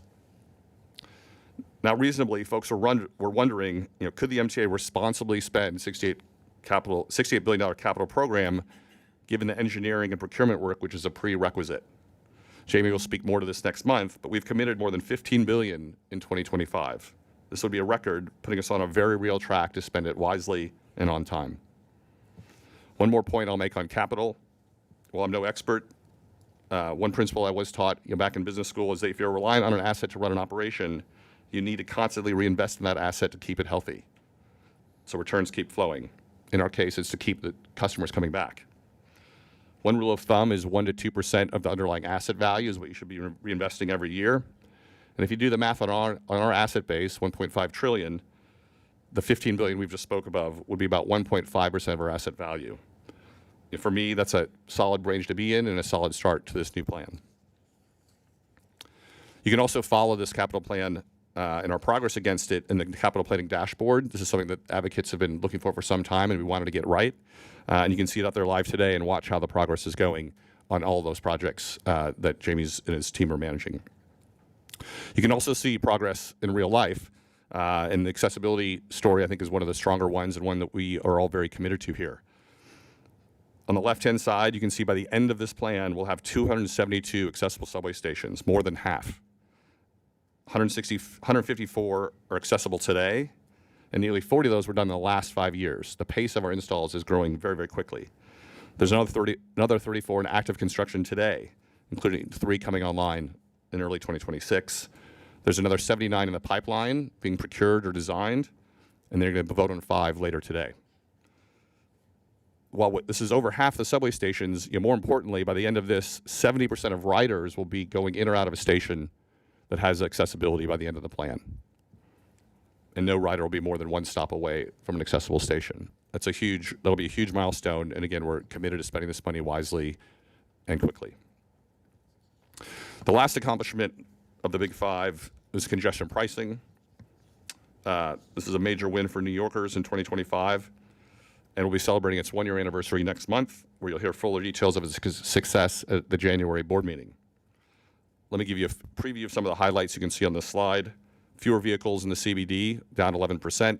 For people who choose to drive, they're actually finding slightly higher speeds for cars.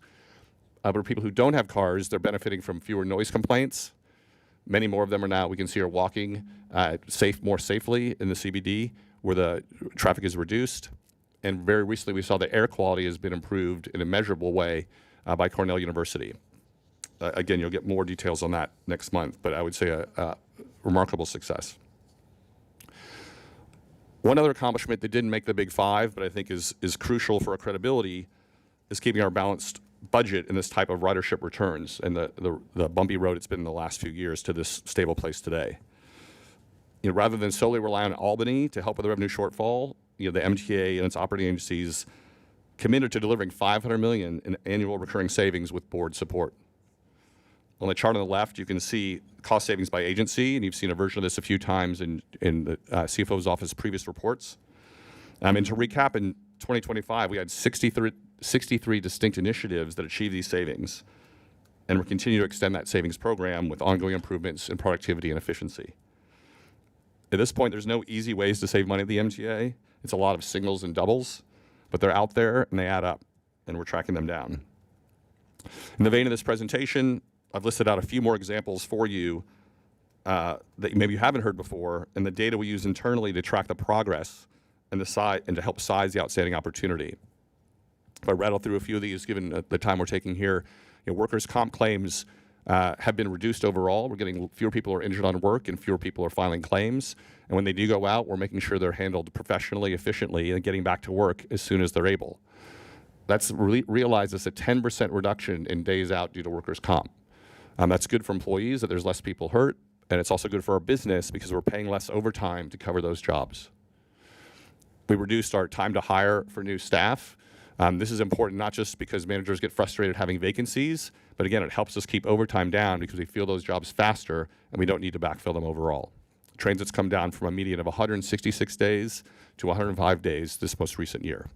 There's further to go, but it's been a massive step forward working with the HR function and the transit teams. Our new OmniCard vending machines, which are, I'd say, slicker and more vandal resistant, actually go out of service 70% less frequency than MetroCards.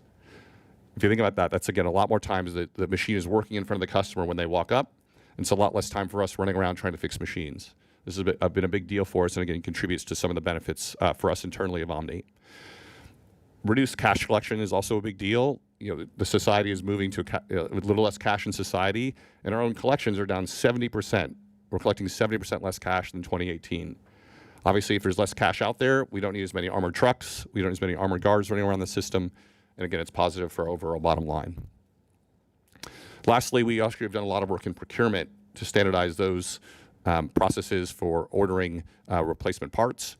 We regularly have to order more headlights, windshield wipers, cables, and these disposables, or replaceable consumables rather, for buses and subways. And we focused on reducing the time it takes to order those, so we have fewer out of stocks. Again, we track this every month. We're working to move it down, and we're seeing procurement timeframes for these types of goods 50% faster than they were just a year ago. Again, focus and using metrics to measure and manage our business. The data I've shared you today is actually largely available on our open data portal. This is also something else the executive team has been committed to. And you can see here what's happened by open data releases over the last 15 years. Since the passage of the open data law in 2021, we've dedicated more staff resources to this, and we share data much more fluidly to the state for everybody as soon as we have it cleaned in our data lake.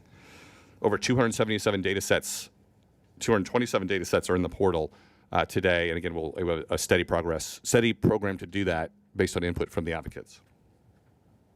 You've sat through a lot of these details today in a short period of time. Hopefully, happily, let me wrap up with just a couple that I want you to sort of take away. If there's just two things that you keep in mind as you think about the MTA. Firstly, this is one you've seen a version before, but in real 2019 dollars, we are spending less money in 2025 than 2019. For what I would argue is better service. We've added service to 13 subway lines, 24 bus routes, a new Long Island Railroad terminal, and running Super Express trains on Metro North, and we're running it for cheaper than we did in 2019. And lastly, and I think importantly to us all, customers are telling us they're more satisfied.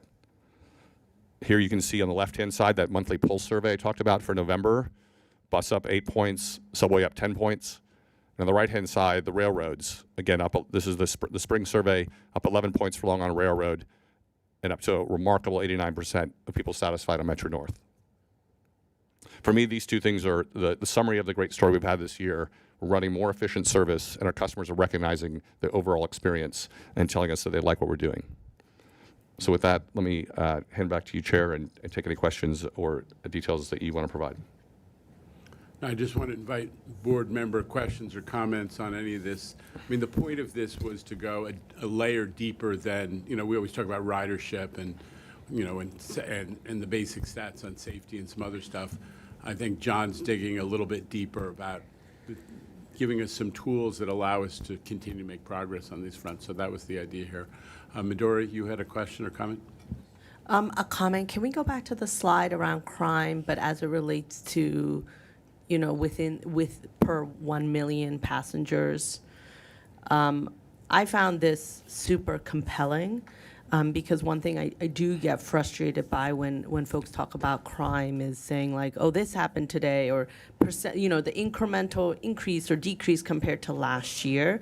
But you're right. What people want to know is like, what is kind of my probability, right? And I always tell customers or people who are concerned, like, legitimate, right? It's really difficult when something happens in our systems, and I've had experiences in systems that's not fun, right? Yeah. At the same time, when I think about the fact that we're carrying so many riders, it's actually really quite impressive, right? And the subways are our public plaza. And so the things that will happen on the streets can happen on the subways and vice versa.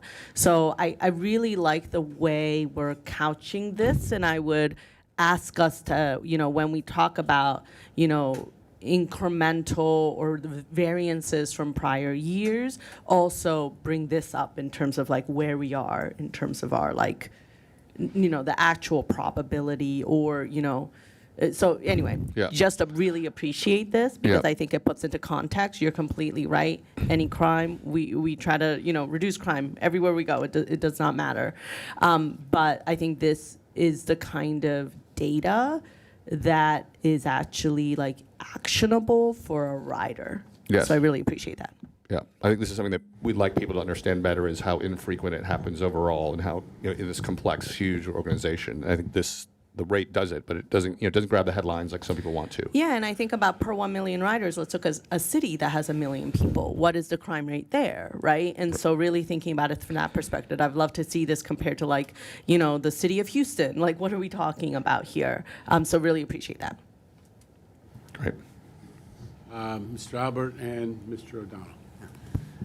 Thank you for your presentation, John. It was really, really great. And the city ticket statistics are very impressive. And as a real champion of city ticket for many years, we think that if you had a weekly or monthly city ticket with transfers to buses and subways, you would probably get people totally out of their cars. Because if you had their commuter rail, their bus, and their subway taken care of, why would you drive? It would just be so much more attractive, I think, to people. Not that the current city ticket isn't attractive. Obviously, the numbers show that it is. But I think we would attract a lot more people if we had that, on a weekly version of it, if you had a free transfer to the subway or bus. Yeah. No, I mean, You got to stand. You got to sign up for 2 minutes at the podium if you're going to do that speech, Andrew. I did it in under 2 minutes. Yeah. Okay. Mr. O'Donnell. Thank you. Very good presentation. Much appreciated. Could you just forward me and the rest of the board members your list of what your annual major felonies includes? Yeah, it's this presentation's online. We did include at the bottom here. There's a footnote here for folks, again, to help get across this point. With the list of the top 6 felonies there at the bottom. This is the definition that the NYPD uses. We follow their standard. They call it the index crimes. Right, index crimes. Yeah. Right. Okay. Lisa Soren. Mine is just an overall comment to say, first of all, the presentation was outstanding.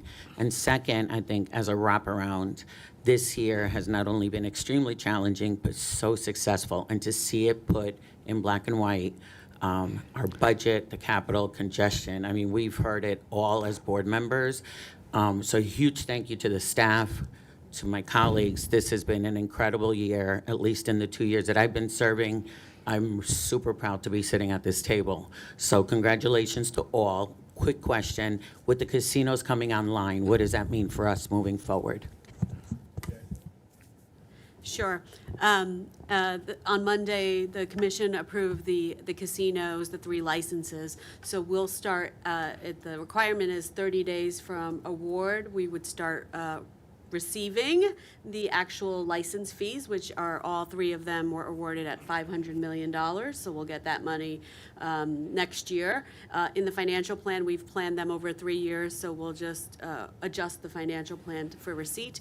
And then once they're up and running, each of the casinos have proposed a percentage of tax revenue that the MTA would get. The current Resorts World already contributes revenue to education aid, so there's a formula there for the MTA after holding harmless education aid, and then the 2 other casinos, which are in the city zones, would share 50% of the tax revenue collection with the MTA. Those are not set to be online until 2030, possibly, or later. So those will be a little bit further out for revenue purposes for the MTA. But we've budgeted a conservative projection of those tax receipts as part of our financial plan. So I think we've been pretty diligent about not, putting us at risk and the system at risk financially to the performance of the casinos. Everybody's, wondering how casinos are going to operate in New York. There's a lot more casinos in the world than there used to be, yada, yada. But we've been pretty conservative about the out-year projections. Tax revenue doesn't come into the financial plan until 2028 for us. Mr. Glucksman, and then back to Ms. Valdivia. Thank you. Great presentation. I kept the slide from December 2020 showing what McKinsey said we would be doing.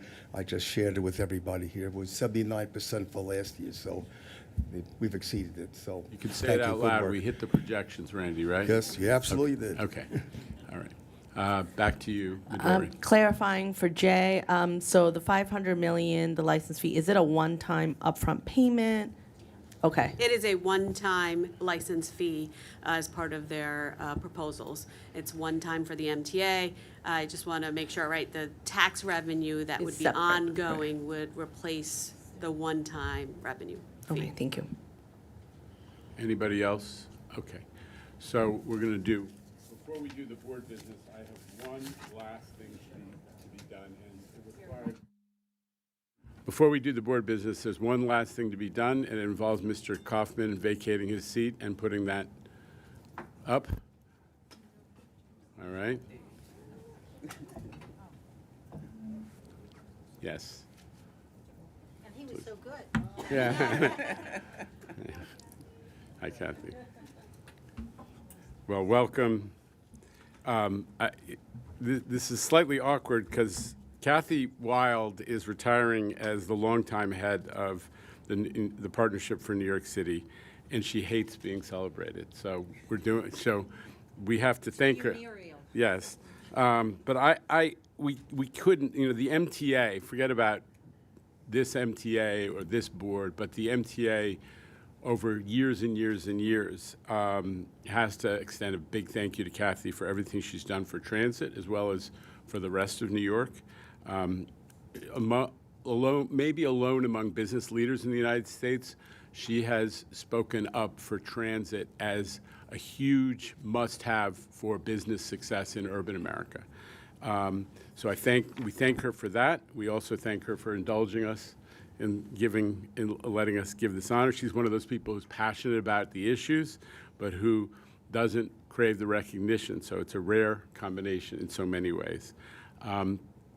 And it's fitting to celebrate Kathy this month, not just because she's at the end of her amazing, amazing tenure across the street at the Partnership, but also because we're capping off the first full year of congestion pricing. Nobody fought harder or for longer than Kathy Wild to make this program a reality or invested more of herself and her time. So on behalf of all of us, Kathy, thank you. And try not to cringe too hard at the video we're now going to show.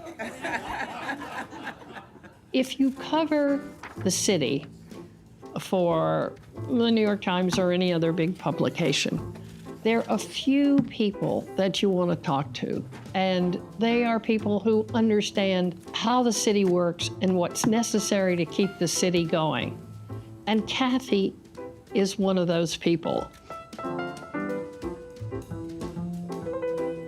The three words I use to describe Kathy Wild would be smart, strong, and devoted. Fierce, honest, and loyal. Indefatigable, she is focused, and she is results-oriented. Service, persistence, and New Yorker. Always open, engaging, and a true New Yorker. Why do we love Kathy Wild? Because she's so chill. Psych! She's not chill. She's very intense. She gets a lot of stuff done. So Kathy's made a huge impact in New York City. She's led the New York City Partnership for years. She cares deeply about it. She's had great relationship with political leaders and business leaders. She's done it across many subjects, from crime to the MTA and safe and secure transportation. And she has also been very, very helpful in getting the business community to understand the importance that transit is to our region. I think it's rare to have somebody who works at the high level of business that Kathy does, who still recognizes the importance of mass transportation. Kathy has been a thought partner, an agitator, and a true believer in what makes the city move. Kathy Wild led the fight for congestion pricing. She was at it for 20 years to make sure that this critical piece of policy got done. She never stopped pushing because she knew it was the right thing for the MTA and for New York. What people don't know as much about is the fact that she has actually directly helped the MTA to become more innovative about technology. Her Transit Tech Lab program has brought small, innovative companies into contact with MTA and allowed us to try out different kinds of technology and creative and software solutions. Huge step forward for an agency that is sometimes slow to adopt new technologies.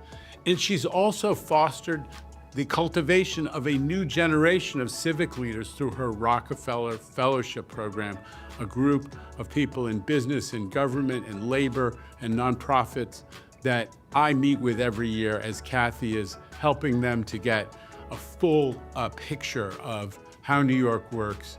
And we really owe a debt of gratitude to her for cultivating the next generation of civic leaders. Thank you, Kathy. You know, Kathy, nobody retires. You might think you're going to retire, but you're not. And I don't know what you're going to do exactly, but the city, the MTA, the world of journalism, we still need you. So you can't retire. Forget it.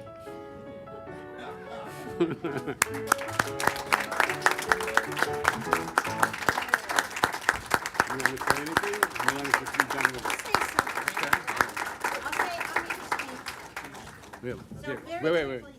That's such an honor, and there is no more important institution, and I've never seen the institution better led than in these years. So congratulations to this board and to the team that Jana has put together. You guys have done a terrific job. I know many of you for many years, and thank you for this service. I will say that it's not about me. The partnership has the MTA in its DNA.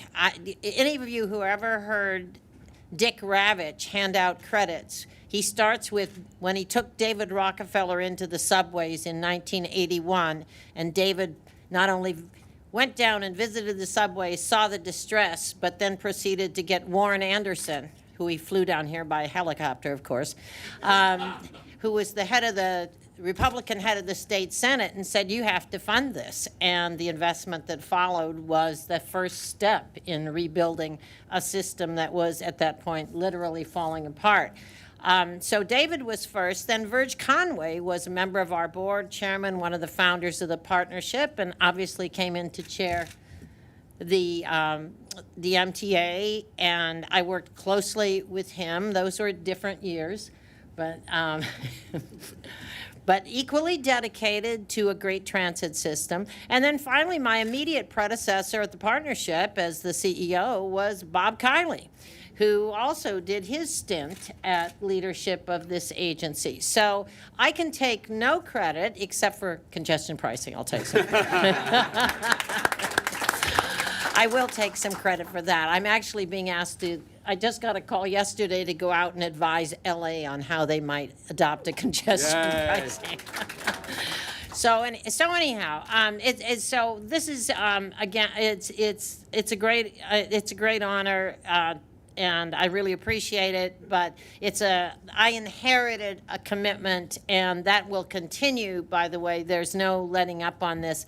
82% of the office workers in Manhattan ride public transit to and from. It's a really important thing, and it is only going to become more important in the years ahead as we lose more and more street space. Just another, just saying. So anyhow, you're going nowhere. You're going to have the support of the business community, and I have total confidence in that. So good to see all of you, and thank you very much. Okay. All right, and just finally, we had to, you have to give a gift in these occasions, and we took the cue from Kathy. She needed a retirement-related gift. So we did. Well, thank you. You can wear that to your next ugly sweater party. I still have a token, so Congratulations. thank you. That's great. Appreciate it. Thank you. Thanks very much. This is great. We sell those. That's fantastic. Those are. Thank you all. Those ugly sweaters are available for sale at the Transit Museum. At the Transit Museum. Yeah, no, that's That's one version of MTA swag. Okay, so let's get through our regular board business now, if we can. And again, thank you to Kathy for indulging us by letting us do that. We are starting with the financial plan, and Jay is going to describe the action before the board today. Thank you, Chair. Today, we're seeking board adoption of the 2026 budget and the four-year financial plan through 2029. We first presented this plan to the board in November and provided an update to Finance Committee on Monday. The good news is that this is a strong plan, stronger than our July plan projections, with meaningful lower out-year deficits. We are closing out 2025 on a strong financial foundation, maintaining tight expense controls as ridership and revenues continue to improve. The proposed 2026 budget totals $21.3 billion and remains balanced. While the out years remain challenging, total deficits across 27 through 29 are 1% of the budget. Strong support from Governor Hochul and the state legislature, combined with aggressive MTA cost efficiencies, has allowed us to stabilize our finances, protect service, and avoid the deep service cuts and fare increases facing peer agencies. Through the hard work of our agency presidents, we have incorporated $500 million in recurring annual operating efficiencies while continuing to expand and improve service. These savings were initiated by management to ensure the MTA was part of the solution. We are now targeting an additional $250 million to help reduce deficits. As a result, we have kept real costs below 2019 levels and maintained debt service at approximately 15% of our operating budget. The budget is based on reasonable revenue estimates informed by current ridership trends and the performance of our dedicated taxes and subsidies. With that, I'm happy to take any questions after we take the motion to approve. Okay. I'll make the motion. May I have a second? Lisa Soren, second. There any discussion or comments? Mr. Zuckerman. Thank you, Mr. Chair. First, I may repeat a bit of what I said at the Finance Committee meeting on Monday, but I think it's worthy when we've passed over $20 billion in terms of our budgets, worthy of spending a couple of minutes talking about it. So I did start with a bit of an aphorism, which is I think it's important to think with optimism but act with some vigilance. And I think this budget does this. This is a very good budget, and I'm proud of our first ever female CFO in passing this budget, which we'll do momentarily.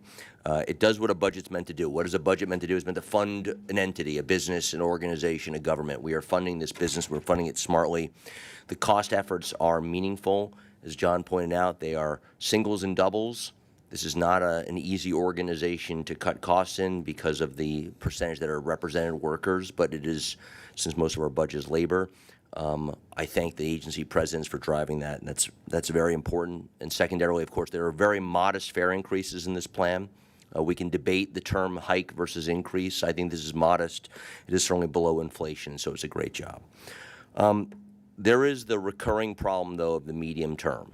Those out years, as Jano correctly identified, have always been negative. In the decade I've been on this board, there's always negativity further out. But as John said, it's getting harder to cut costs, and there's not that many levers we have as a board to close the budget as we're required to do. We can either cut costs or we can raise fares.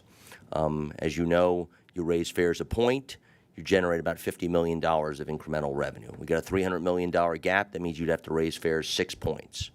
That no one wants to do that. We don't. That's a hike. It is obvious that this governor is completely committed to this organization. She's done an extraordinary job. In 23, to see those 5 years of balanced budgets was an extraordinary achievement, never been done before. I hope it will be done in the future. But the question will be, what will happen in those out years? How will we close those deficits? I don't know the answer. We will have to look to Governor Hochul when she's reelected to figure that out. The reality is that this organization will do its part, as it always does, but it's going to require vigilance from all of us and our future board members in this organization to close those deficits. So let's be excited about the 26 budget, and let's be very mindful about the plan beyond that. Yeah, and I just so appreciate your recognition of the contribution of the agency presidents. You know, we tend to focus all the finance agenda on Jay and the CFO team, but people who really manage the budget are the people who, to an enormous extent, are the people who run the agencies. And the fact that they've achieved the $500 million of savings, and I'm looking over at Demetrius and Rob, Justin is participating remotely, Kathy. This is an extraordinary milestone of when the agency presidents have taken on the big task and delivered, and then also have accepted the challenge to continue to deliver in the next 4 years of our financial plan. So really need to acknowledge and thank them for what they've done, and it's all been creative and painful in many cases, but what they continue to do. Other comments or questions? Anyone else wishing to be heard? Okay. We'll take the vote. All in favor of the amendment as it's styled? Is any opposition or abstentions? Okay. The financial plan and the budget is approved. Turning to the regular board business, the minutes of the November board meeting and the minutes from the committees have been distributed to members. Are there any corrections or omissions? Looking around, seeing a thumbs up from Mr. Albert. The minutes are approved as distributed. Bridges and Tunnels Committee met Monday and has no items for board approval. So let's move on to railroads. Mr. Herbst, you are in charge there. Mr. Chairman, the Railroad Committee met jointly Monday and reports the following. For Metro North Railroad has one item which seeks approval to enter into a contract to accept funds in a congestion mitigation air quality grant from the New York State Department of Transportation. The committee brings this item to the full board for a vote. May I have a motion? Thank you, Lisa. Second. Dr. Rizzo, all in favor? Any opposition or abstention? The item carries. The procurement agenda, okay. Mr. Herbst? The procurement agenda includes one action item for proposed expenditure of $14.8 million. The committee discussed the item and brings it to the full board today for a vote.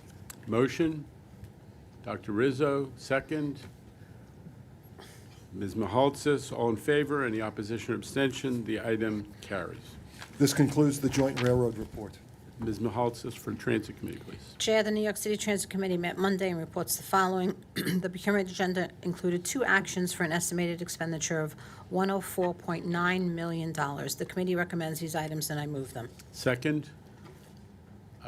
Ms. Miller, all in favor?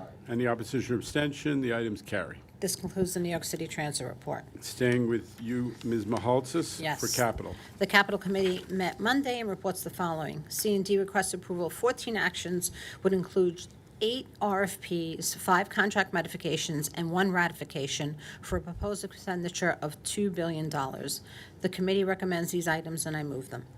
Okay, a little jump from nothing to $2 billion, right? Yeah, really. Any second of the motion?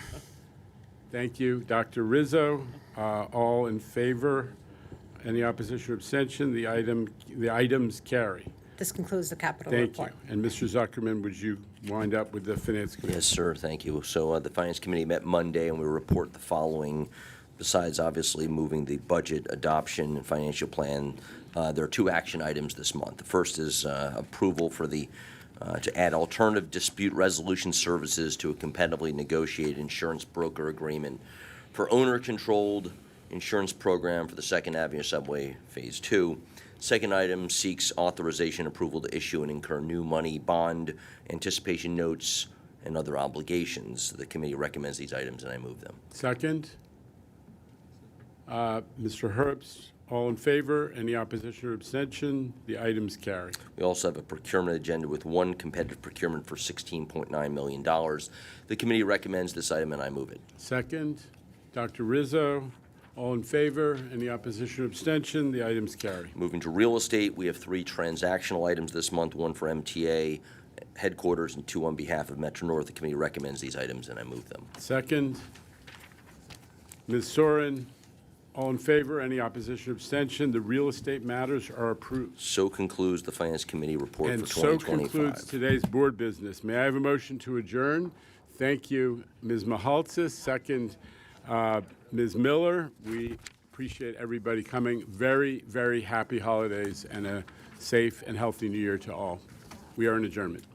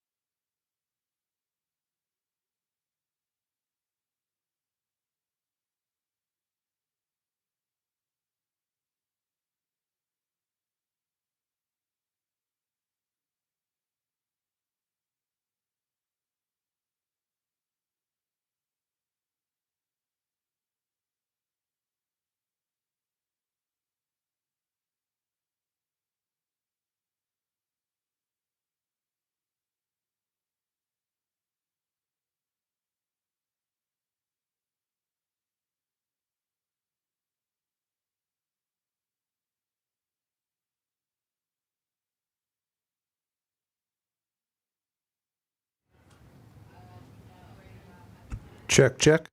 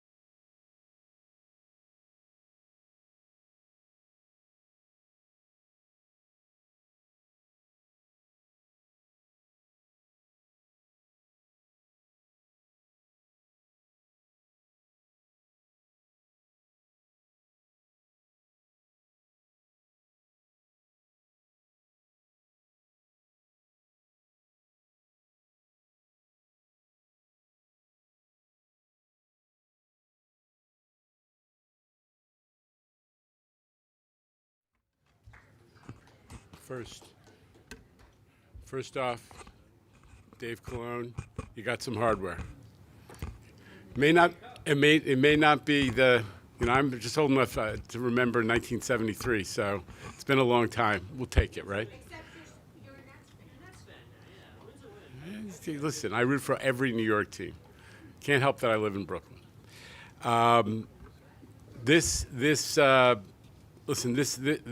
The board meeting today really brought home what a consequential year this has been.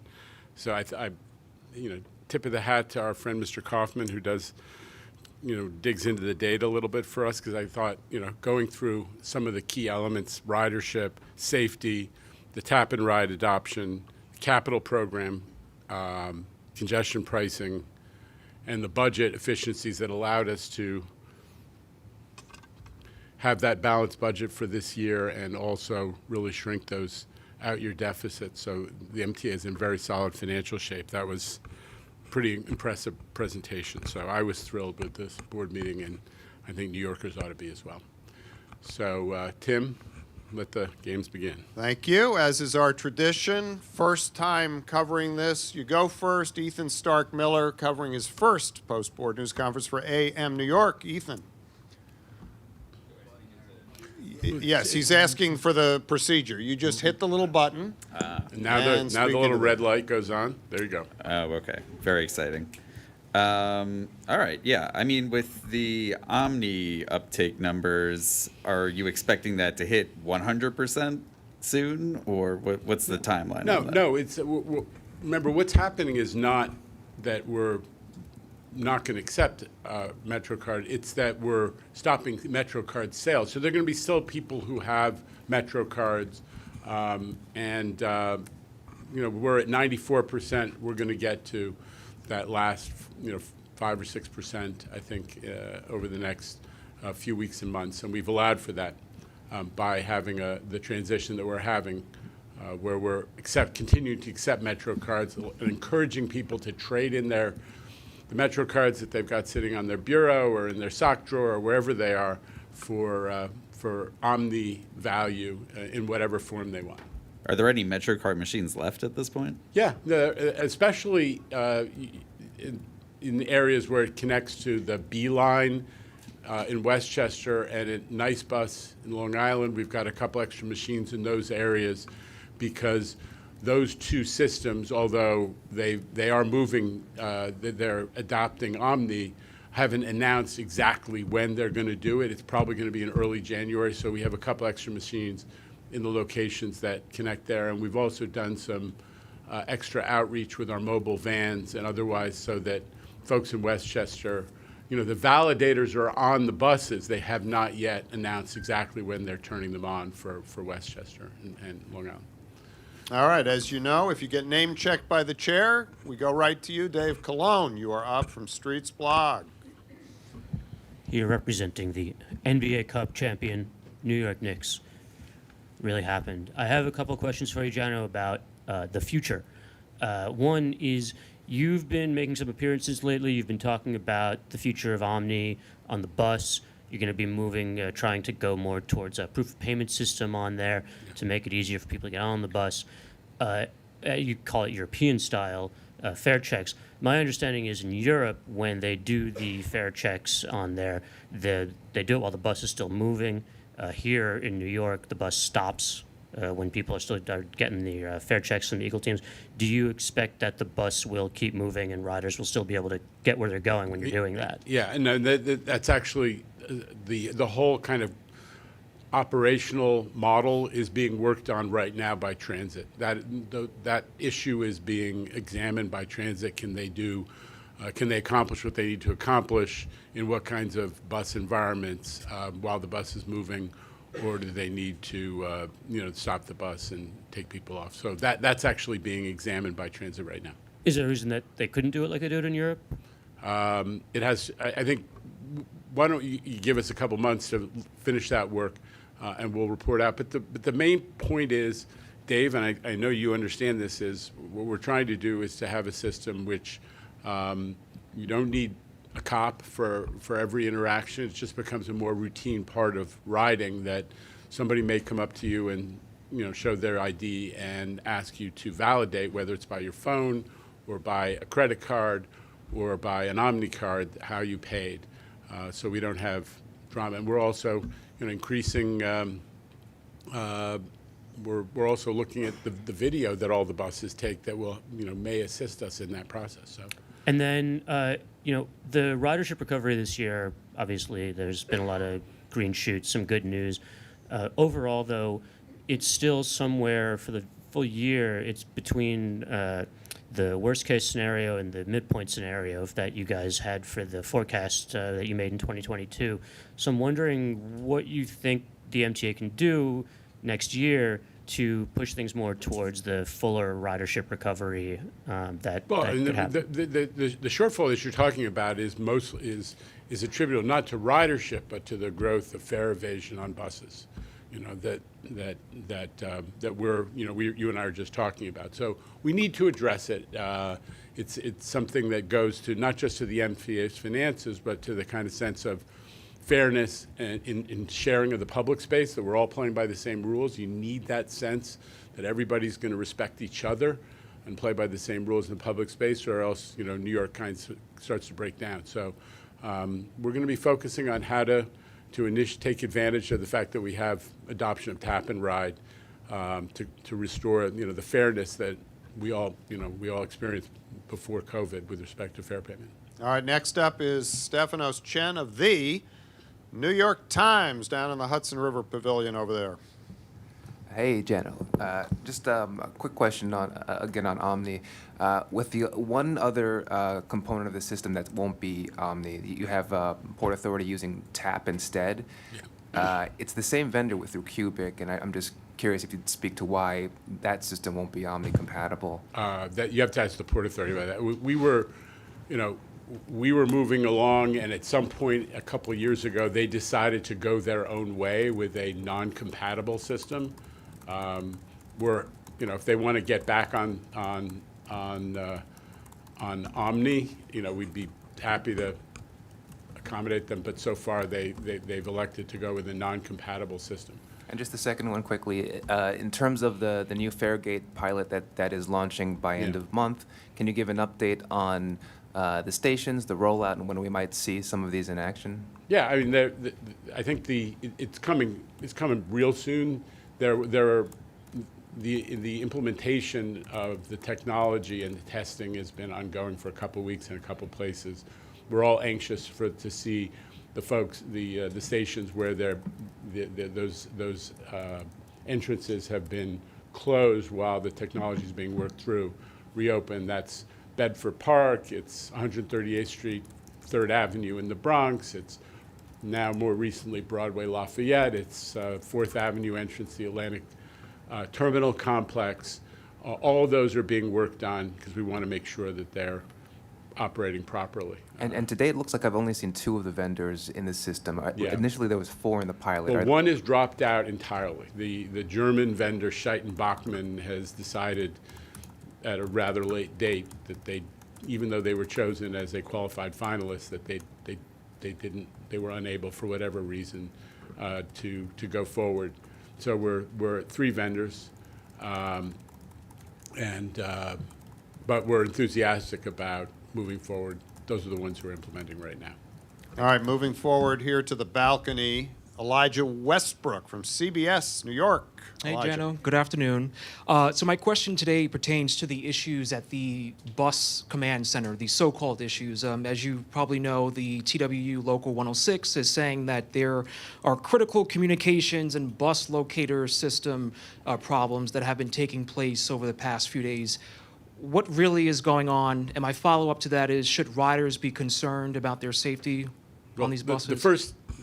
The answer to your last question is no, riders should not be concerned about their safety, but I'll yield to Demetrius to answer your question otherwise. So I think one thing, we rolled out a state-of-the-art new communication system at the bus rail command center, at the bus command center.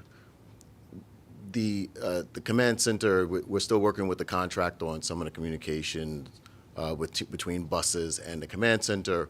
In the instances where the system, the clever system, is not operable, the bus operator still has communications with the command center. That's hard stop right there. That communication is still live. They're still able to communicate directly with the command center. This is really about the union taking a position about the 26 dispatchers that are being relocated to perform better communications, to better manage service to the command center.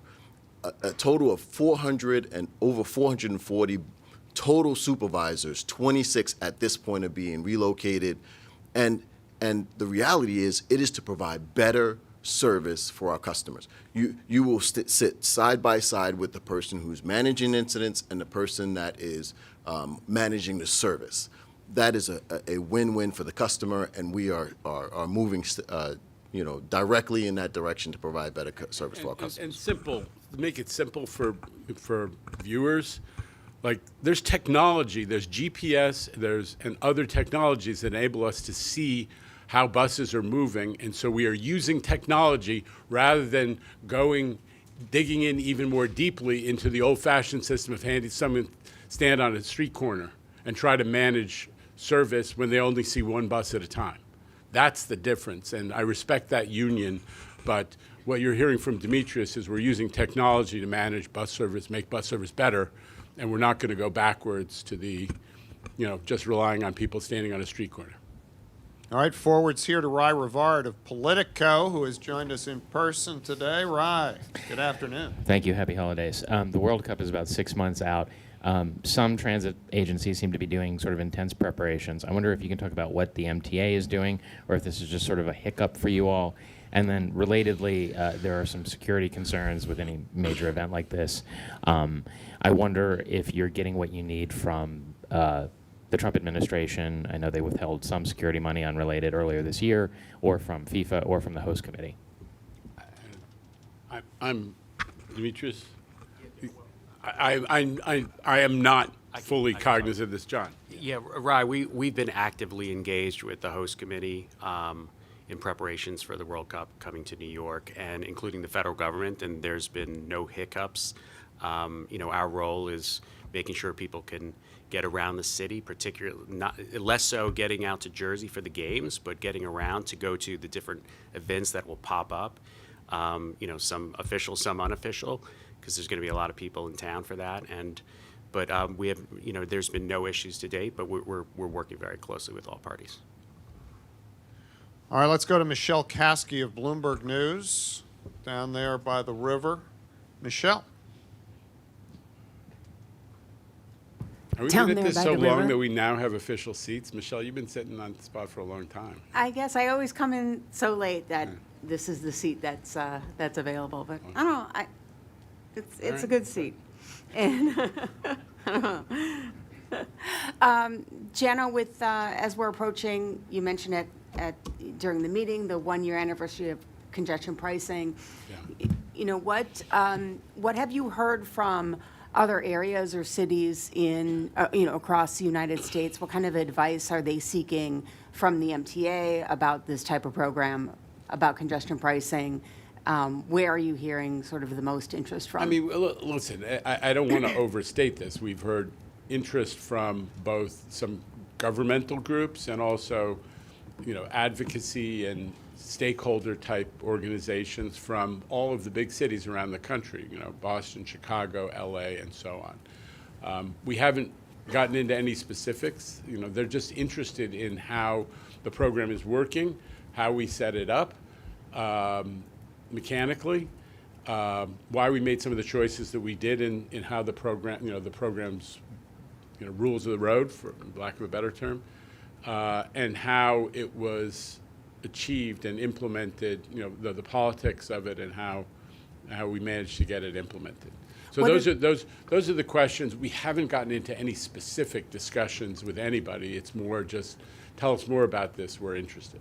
What advice do you give to any area or city that really wants to do this? Yeah, I haven't given advice other than we definitely acknowledge that one of the reasons that New York was very confident doing this is that we have really great mass transit. They had plenty of room on it for the 140,000 people who drive into the CBD as commuters, who represent just an infinitesimal percentage of our available capacity on the mass transit. And so although the question about, was there enough mass transit to accommodate these people was sometimes raised by opponents, it was, ultimately it was nonsense. That was our special advantage, why we were able to successfully lead, is we have great mass transit alternatives. 80+% of people who come to the CBD take mass transit.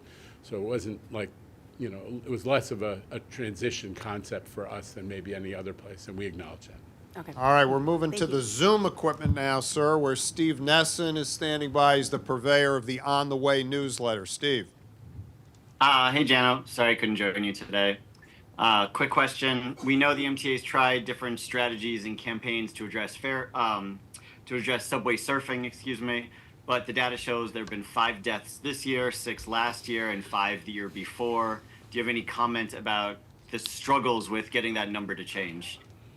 I don't. I mean, these are individual decisions, unfortunate individual decisions by kids to put their lives in danger for a thrill. I'm very proud of what the MTA has done to try to educate everybody about the dangers of subway surfing.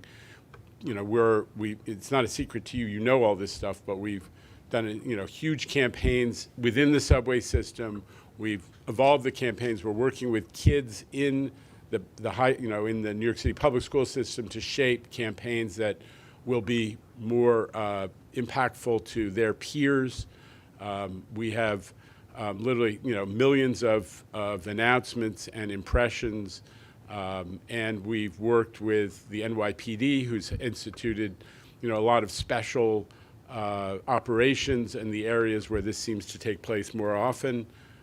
The use of drones, which we support for this purpose strongly, has grown, and I credit the NYPD for allowing them to identify kids who might, who are doing this, who would otherwise, put their lives in danger and save their lives and bring them home.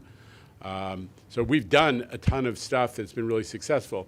Every day we look at what's going on in social media. Most of the social media companies have gotten the message from us and elected officials that they need to develop the algorithms more aggressively to shut this down before stuff gets up.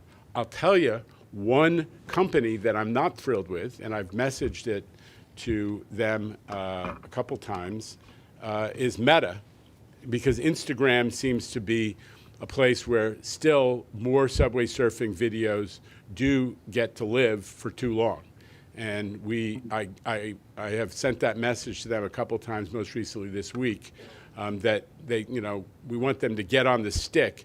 They've been cooperative in discussions, but they haven't been successful in stamping it out. And I think that I'm shining a light on them, because I think that TikTok and some of the other guys who used to have more of this have been more successful, and they should have the capacity to shut this down. If it were child pornography, they would figure out how to shut it down. So we're calling on Meta, Instagram, to do a little bit better, but we also know that ultimately we only have so much influence, and we really need our partner, the folks who have more influence on kids than we do, which is parents and clergy and teachers and others, to also do everything in their power to discourage this practice. It is unbelievably heartbreaking when the kids make this decision for a momentary thrill, for literally an infinitesimal moment of glory on social media, that can end their lives or leave them permanently disfigured. So we're hoping that some of these other stakeholders and partners in this equation will step up as we go forward. Thanks. All right, let's move on to Samantha Liebman from New York One, Charter Communication. She's right there in the front row. Sam. Happy Hanukkah. So I'm just wondering, the biggest complaint I hear from riders is that with Omni is that they can't see their balance on their card. Cubic said that you guys just haven't asked for that technology, but you guys have said Cubic says they can't do it. So what's the real issue, and why isn't this getting done when that's like the biggest gripe people have? Jamie, it's not a secret that, C&D took the project over and has done a hell of a lot to successfully drag it over the finish line, so I'll let Jamie answer. Well, this has been a year of great improvements in the way the Omni system functions. It wasn't done back in 2020 when those validators rolled out. There was an enormous amount of work that Cubic had to do, and the MTA with them, to make sure what we've been able to do this year: get Omni cards out to students, reduced fare, fare, paratransit, creating the business-to-business portal that allows us to do some of those bulk purchases pre-tax. All of that stuff has gotten done on time since we, took a big step back and figured out how we're going to get Cubic over the finish line here. Responding specifically to that question, we understand something that riders want. They can see that when they go online and look at their Omni account. And the thing we have to note is that this program was created back in 2017 when a lot of these features were not even figments of anyone's imagination. So as we go forward, we're looking at how we make those improvements so that we can make that information available to passengers in the stations as well. But for now, go look online, and you can see all your trip history and charge history there. So you're saying it's a possibility that this will be a technology that will be developed? Oh, yes. Okay. Also, do you have an update on the installation of those barriers to prevent subway surfing? Because I haven't yet caught a 7 train that has them. I mean, I'll just say that they're being piloted in the system, and when we, come to a conclusion about how they're working, there's an opportunity to expand the deployment. They're being piloted right now. All right, let's move on to a reporter who has come from the East, Alfonso Castillo of Newsday TV. Alfonso. Hi, Jenna. Happy holidays. Couple of questions about the upcoming fare adjustments. First, if you could clarify, so the fare change coming up initially was expected this year. It got pushed to January. The financial plan you just adopted assumes another fare increase in 2027. So does that mean we're getting a fare adjustment in back-to-back years? No, we're on the every 2 years model. So this is, late in. Technically, maybe you zinged me, but this is the 2025 fare adjustment that we're implementing right now, and we're following our every 2 year approach. And for folks who drive from Valley Stream to Laurelton and get city ticket at Rosedale. a discount, Rosedale. Closer. Okay, so I know you're living large. With the city ticket, but no, it's an every 2 year system, and we're sticking by that. Basically, 2% a year, way well below inflation, and we're sticking with that schedule.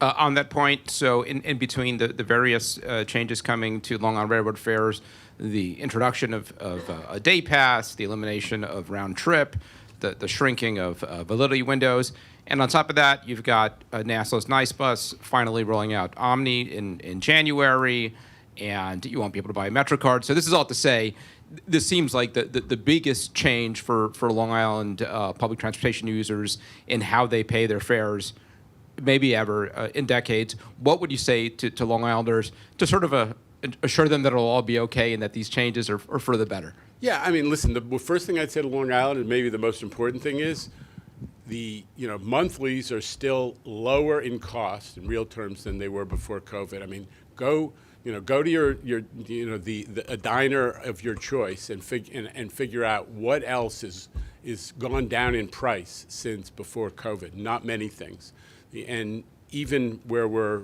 doing the 2% annual fare increases, we are staying well below inflation. So the fare model has been great. The rest of the country, it's your job to remind them, I hope.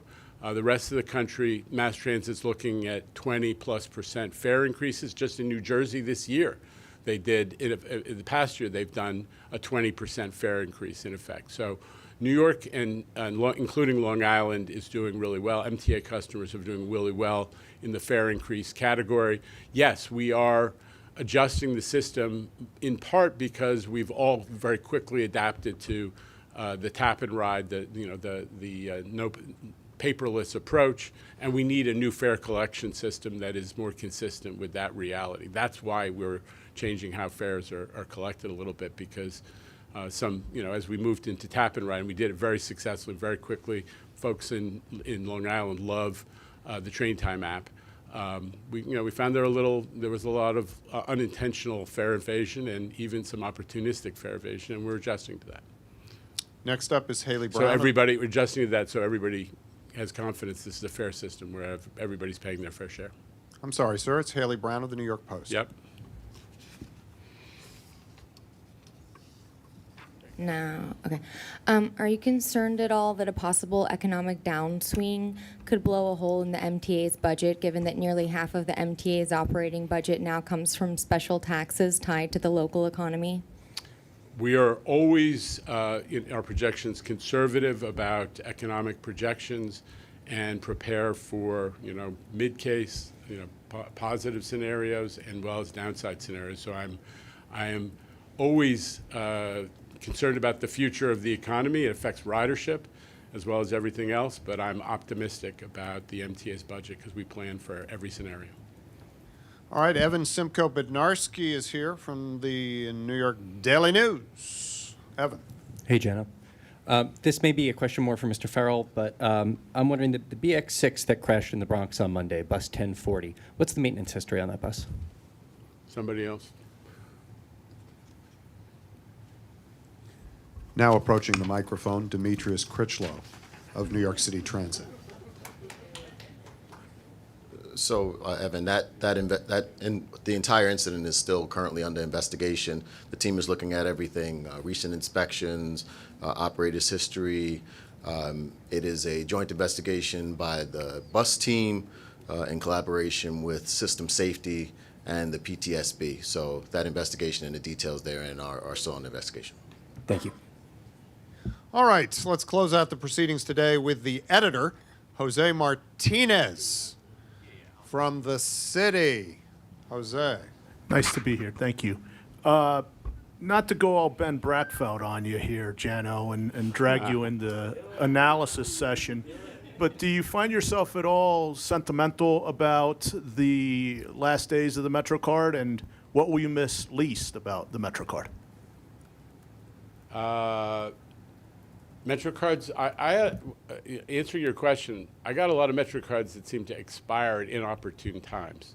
That personally, you're asking me what I will miss about MetroCards, is I always seem to be swiping and then finding out it was expired, and you didn't know how to cash it in. And when people talk about MetroCards in sock drawers, you've heard me say that. Well, that was me. So I won't miss MetroCards expiring, and I won't miss having to send them in or to come to Stone Street, because we now created customer service centers for whatever reason all around the system. What I would say to you, Jose, is I remember the transition from tokens, and it really blew people's minds how, and people were really, it was a difficult transition. Not everybody was comfortable swiping. We now take it for granted. People thought this was really weird, and a lot of people resisted. And it took a long time for people to get comfortable making the transition. London made the transition to tap and ride when there was about 50% adoption.